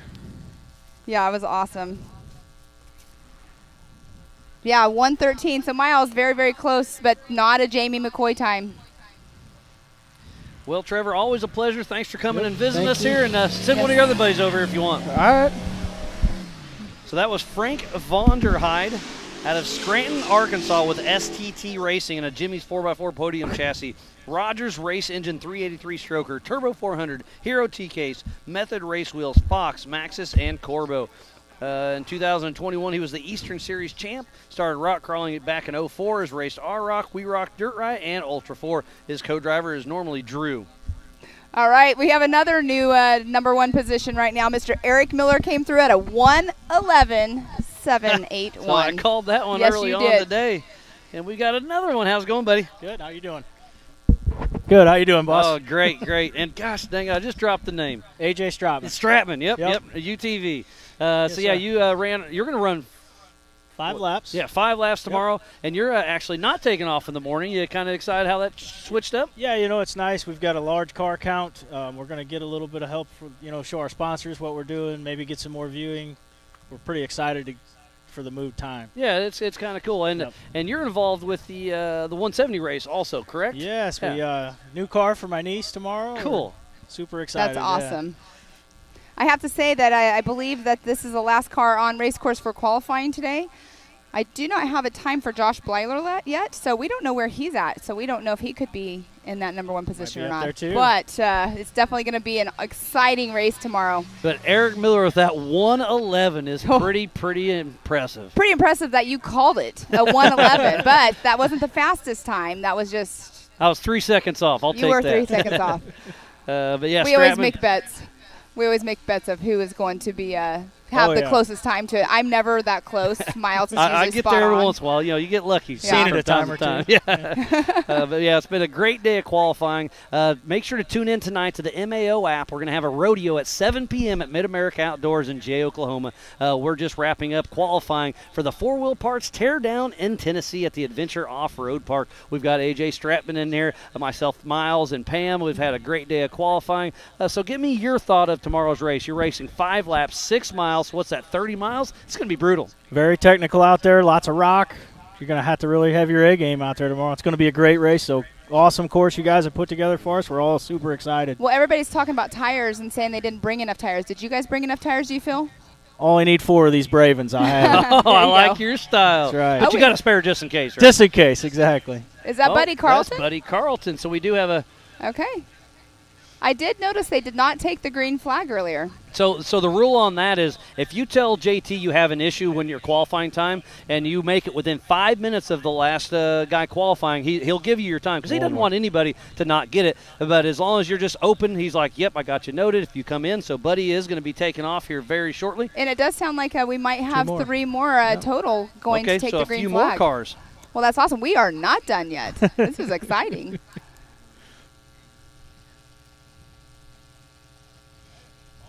So this is Buddy Carlton and his buddy Sam riding shotgun out of Greenville, South Carolina with Carlton Customs Motorsports. He's in a Jimmy's Ford Bronco chassis, LS, Carlton Customs transmission, Atlas, Spider Tracks, Toyo, Carolina Drive Shaft, Yukon, Warren, Alltech, KMC, and Fox. He started in We Rock, but has been raced off and on with Ultra 4 for quite some time. So great to see him out here racing, and he'll get a qualifying time. We'll see if he can shake things up or not. But Buddy Carlton is off the line.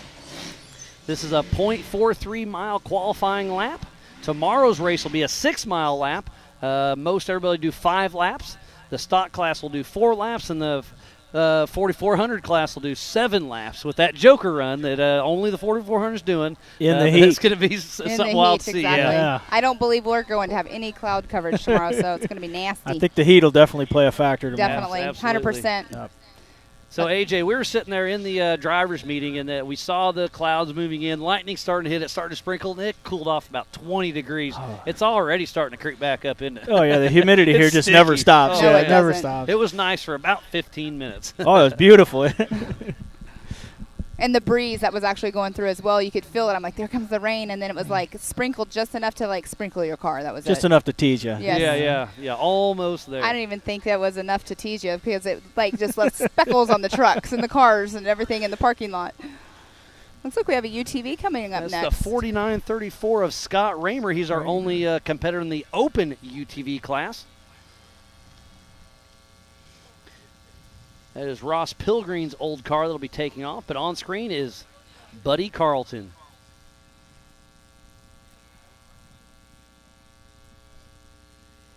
So Buddy Carlton hitting the Yukon drop. What'd you think of this in that UTV? Awesome. That's steep, wasn't it? Awesome, yeah. We fought back and forth about whether to go left or right, and when actually pre-ran it twice, went back up and took a look at it and changed our mind. And, okay, yeah. And it worked out for us. So I first got here Tuesday afternoon and landed, saying hi to everybody, and JT swings by. He's like, hey, I'm going to show you the qualifying course. He takes me there, and we hit this and this little UTV. I'm like, this is pretty rough. Yeah. It's steep. All right, Yeah. so that put Buddy Carlton in the 7th position at a 145. Switch on over here quickly to the UTV classes. Well, AJ, best of luck to you. I appreciate it. And if you want to send one Nice of your talking with you buddies guys. over there, we'd like the help. Will do. Thank you. So up next will be Mr. Scott Raymer in Ross Pilgrim's old car, number 4934 out of Springdale, Arkansas, with Fuelworks Racing. He's in the open class in the 4900 Can-Am UTV class. He's in a Pilgrim built chassis, Polaris 1000 turbo drivetrain. He's running portals on this machine.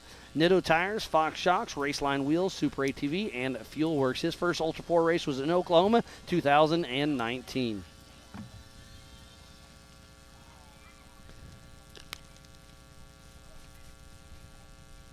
How is that popsicle you're eating, Miles? You guys can't see us on camera, but he had a popsicle delivered to him. It feels Actually, great. we had this discussion this morning. A popsicle has a stick. That is what? Flavored ice? An icy, oh. Icy? Hotter pop? You know what it is? It's delicious. Refreshing.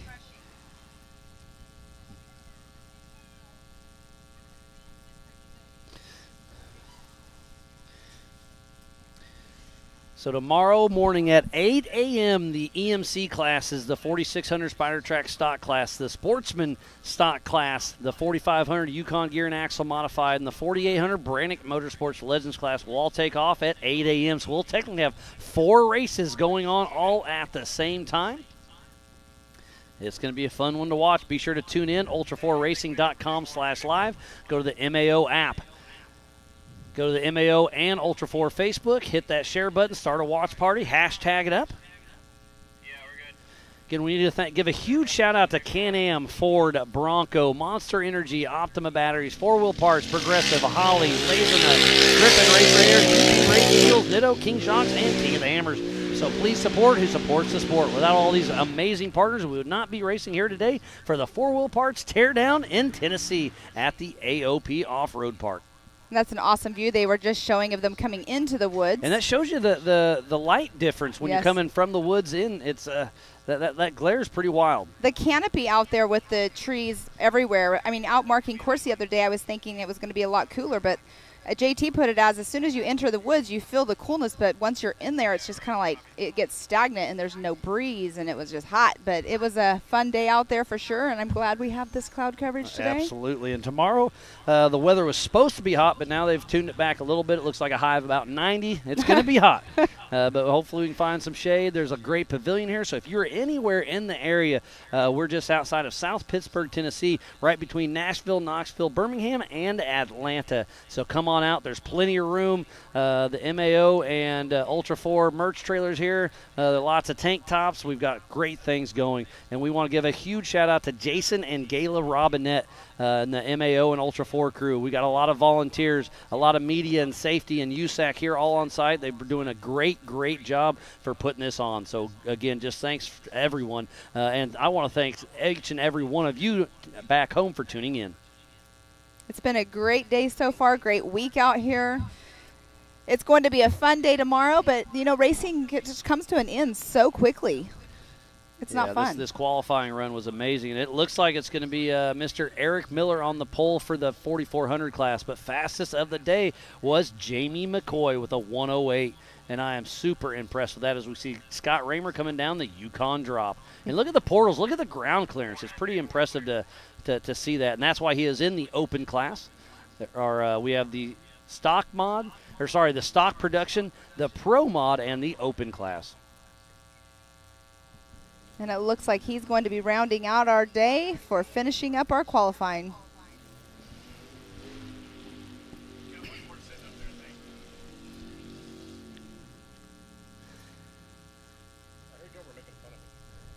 So it sounds like we got Chip McLaughlin sitting down with us, and guess what? Well, you already know this. Yeah. But Zandy beat you by 2 seconds. He did. And he's in a solid axle. So what happened? Yeah. Well, hey, you're never a loss for words. He's speechless right now. now we actually we broke a U-joint in the steering column. Oh, did you really? And so that halfway through, the car was a little wiggly and got in my head, and we were slow. Stayed together. Okay, well, But- that makes a little more sense. But I like giving you a hard time. Oh, he ain't listening to that. But yeah, these guys were fast. I mean, a racer always has an excuse. Oh, I'm glad I have an excuse. I've said a racer always has an excuse. Oh, I'm not racing. I'm just out here having a good time. Chip, always a good time. You and the whole Rufus crew are absolutely amazing. I mean, you're exactly what Ultra 4 and Mid-America Outdoors is. I mean, it's just you're a family friendly, always here to have a good time. You guys show up to almost every single race, and we thoroughly appreciate you supporting us. Oh, but this wouldn't. I mean, we have a blast doing this, and if it wasn't for y'all, I mean, honestly, I don't know if we'd be here because. Without y'all or without us, we can't do it. Yeah, without. I mean, it takes a little bit of everything. It takes the Ultra 4 crew. It takes the racers. It takes the fans. It takes the marketing partners. I mean, it takes a lot to put all this together, and you are a part of it, and we appreciate it. Yeah, it's we like this course. It's going to be muddy, and the crew did good.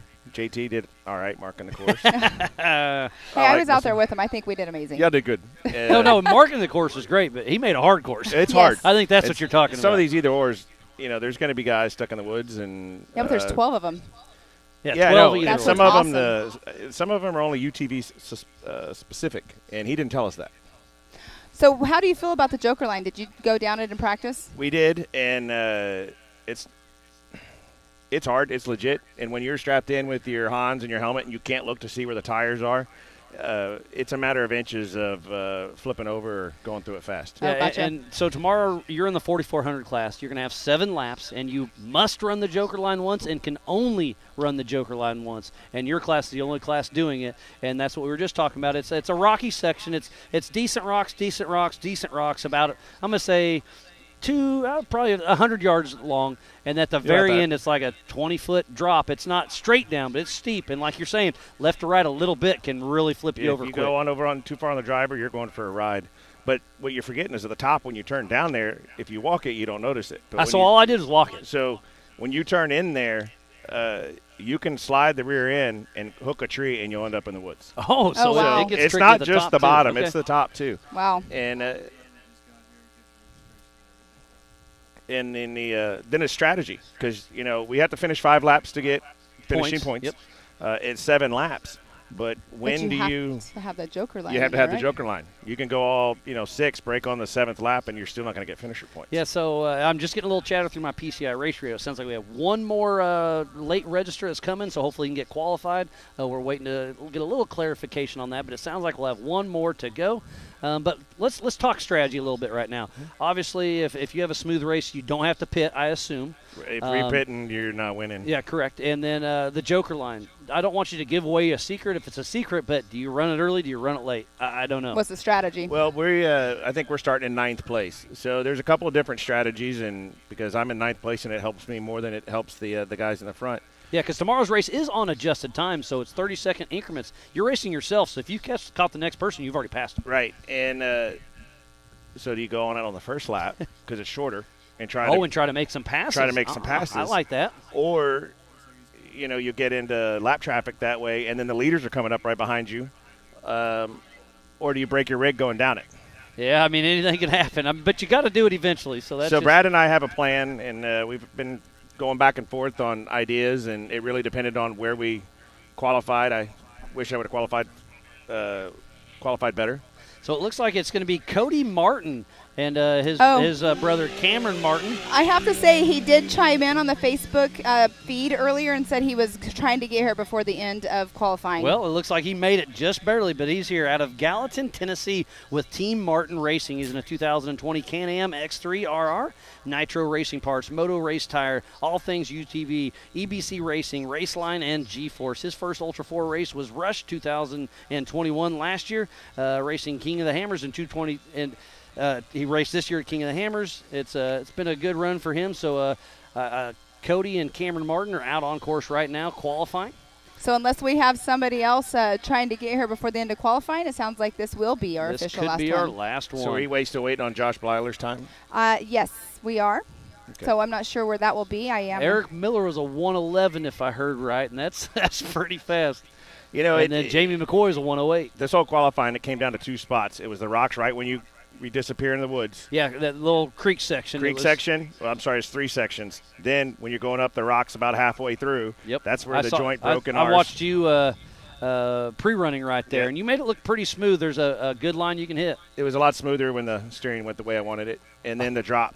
Brad and I sat and watched the live feed earlier, watched the UTVs going, do we go left or right? The left line in the IFS cars, we would hit the bulkhead on that rock in lawn dart. That's why you would see tough. most of the IFS cars go to the right. And I'm watching right now. I see Cameron Martin right here, so it is Cody Martin out there. Or Martin, sorry.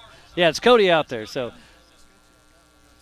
I know Cameron was here with the car, and he was waiting on his brother to get here. It looks like Cody's out there because Cameron sold his car, but great to see him out here running, but I'm glad to see you got here. I think I'm going to have nightmares about Clyde being in my head and he's not around, and I don't know when he's popping up on the It's not even Clyde, it's his son-in-law. Oh, is that who it is? Yeah. Yeah, the noises in your head is a little different, isn't it? Yeah, I always have noises in my head, Oh my but, they're just – I can understand them this time. Let's see where that time just came through. But it looked like a smooth run. I think it's impressive that the UTVs beat us. I didn't call it, but I was wondering. I thought this was just a super tight and technical course that the UTV probably had a little advantage because of the tight trees and the rocks. And you were, 9 seconds off of Jamie McCoy? That's not bad. No. They All were. right. And it sounds like we have about 5 minutes right now. If no cars show up from now, they got 5 minutes to show up to qualify. Otherwise, you're taking a rear start tomorrow. So. And Cody Martin just came through in the 26th position at a 150.450. He's super fast, so it's a little off pace. Not sure exactly what happened, but. Can I see the top 10 on the UTVs? I'd like to see just how they ended up with us. Okay, so not too far off. And remember, you can go to live. I think Jamie, he had the short course somewhere. I'm not in that class, but if I was, I'd red card him. That's the the 4900 co-main class, right? No. No. Okay. There's no such thing. I know. I just messing with you. Chip. But that's impressive. We'll see what they do tomorrow. UTVs, I hope they can stay together. Yeah, no, I think every car needs to stay together, but the UTVs are a lot lighter, which comes with lighter parts and everything. So it's going to be there's a lot of rocks job to keep it going. I think steering racks. You're going to see a lot of issues with steering racks and because front the trees will jump out. Your buddy's chiming in Heck here yeah. to me. Yeah, I got his shirt on.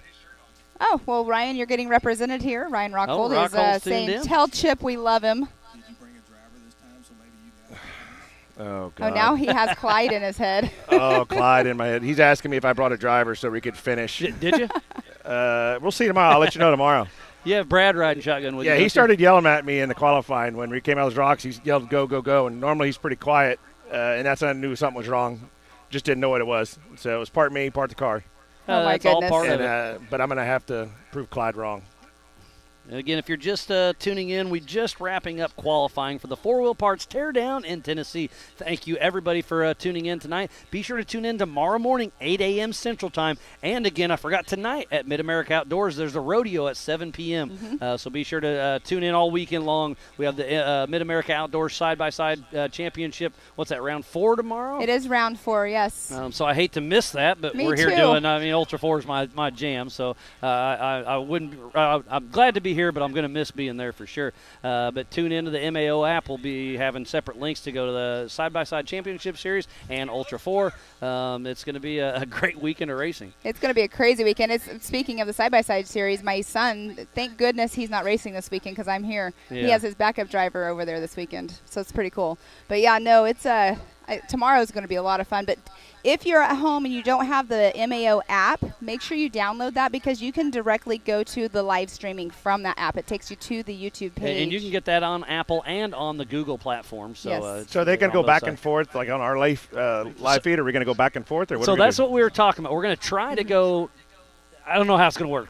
They're telling me all this techie stuff, and then we're going to try to throw it back to them and come back to us if there's some That'd be breaks. cool. But regardless, get your iPad, get your computer, have both of them up. We're going to have fun with it. It's going to be a lot of fun. I'm definitely going to have to be doing the same thing myself because there's a lot of people that I want to check into. No, you're not, Pam. We got a I job can to do. multitask there. I can multitask. Well, if y'all can sit here and listen to Clyde in these earpieces and he thinks we can't, or it's Taylor, sorry, listen to them in your head and keep going. Talking. I can hear them making fun of me when they see my face change when Well, they start that's making easy. fun of me. But no, y'all do a great job up here. I'm looking forward to Visions here in a month. Oh, yeah, let's talk about that. It's in less than a month now. Yep. And, it's going to be amazing. We're doing Ultra 4. We're doing America Pro Rock, the Mid-America Outdoor Side-by-Side Championship. We got a rodeo. There's a derby, downhill Barbie Jeep, pit bike races. Lazy River pools. Rhythm section. And I heard they moved the Megatron to the Lazy River where you can There's float. one there, yep. Oh, man. Absolutely. Yeah, they did it last race, I believe. Yep, it's awesome. I'm Oh, afraid and then they that's- have Coconuts, the new place that opened up. It's a bar that's right outside of the Legends Steakhouse. The Steakhouse. But by the pool, they're Coconuts opening up. too, yeah. They're opening up Coconuts too. Well, And then live music every night. There's 2 big acts at the big stage, and then there'll be they other been acts named yet? at the pool. He named them last night. Buck yes, Cherry, what I was believe, it? was one of them, and I'm not sure what the other name was. They're 2 really good bands, and he Awesome. said it last night. I'm dropping it. Well, I'm afraid it's going to be You a were over Talladega there. Nights type deal when we get there because my picker will probably be in the Lazy River when we come in for something. Well, I mean, you can watch from the Lazy River, the Jumbotron, and you can see part of the race course, so why not? Right, exactly. No, we're looking forward to it. We've been to every one of them. And, if you've never been, that's the one, if you want to take your family to see what we can do, that's the best one to do. I was able to take my wife and kids to the last race there. They're only there for a night, but they thoroughly enjoyed it. My kids were super bummed they couldn't. They didn't have the pool quite open yet, and they had to go home to do kid stuff. Oh, you're talking And, about just the MAO race. Yeah, I was like, yeah. there was snowing last time I was there with you, and I was Well, like, I didn't want No, to get I the wasn't pool there. out. I was in there. Disney World. That's right. He was enjoying I was getting the sunburned, beach. and you were getting that's snowed you on. and He was Mohawk getting doing it. frostbite. You Yeah. were getting a sunburn. I was getting frostbite. Well, That was I'm cold. glad it cooled off. Tomorrow's supposed to be 10 degrees cooler here, thankfully. Hopefully. Yeah, it's going to be great. So the rain went around, and Yeah, I when we thought get you to guys Woods- did a rain dance for a little bit because Gus was out here watering, and on your, we tagged you guys on social media because your rain dance you did a few years ago. When the lightning and stuff started hitting, he gave me some dirty looks. Oh, yeah, I said, at least it's free. Well, Chip, always a pleasure. Thanks Appreciate for it, guys. coming up. Yes. We're going to go work on the Best of luck card. tomorrow. Thank Good y'all. luck See tomorrow. y'all. We'll see you at 6 p.m. for the Racer Appreciation Oh, heck Dinner. yeah. Free food. Exactly. And So, barbecue. Thank you to everybody watching at home, and all the family didn't make it with us. So Yep. Well, thanks, Chip. Catch you And let's throw up a quick schedule of tomorrow's Run of Flow.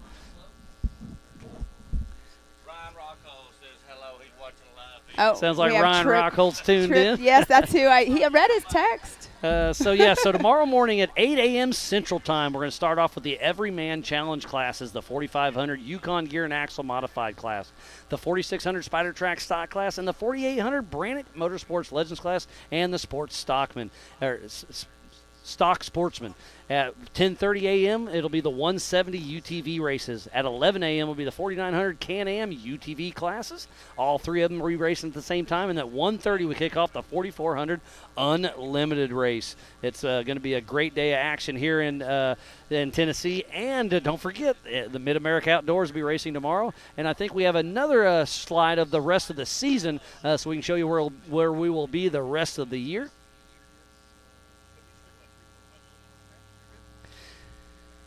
So up next will be Visions Off-Road at Jay, Oklahoma at Mid-America Outdoors. It's a double points race July 13th through the 17th. And then August 5th through the 8th will be the Western Series race and the Black Hills Throwdown in Sturgis, South Dakota during Bike Week at the Buffalo Chip. It's going to be awesome.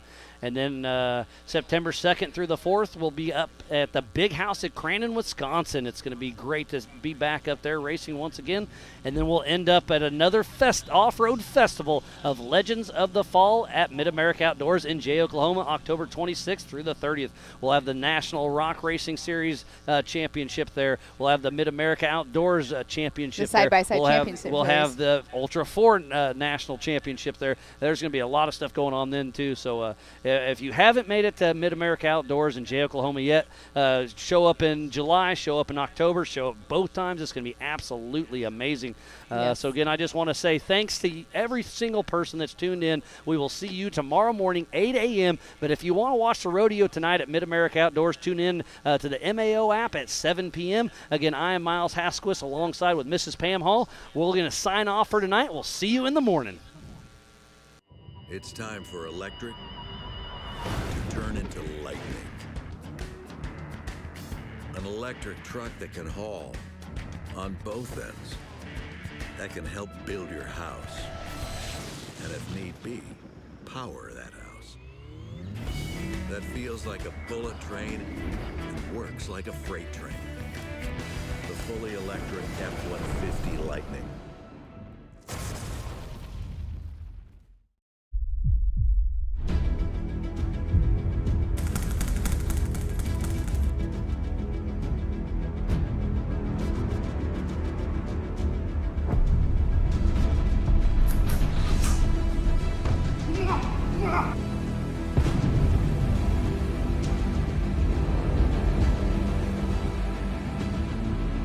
monster me.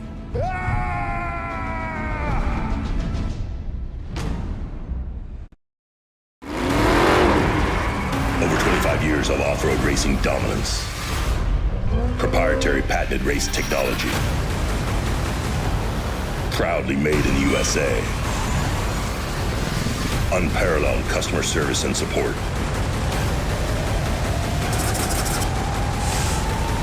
The choice of champions. King Shocks. The leader in off-road shock technology.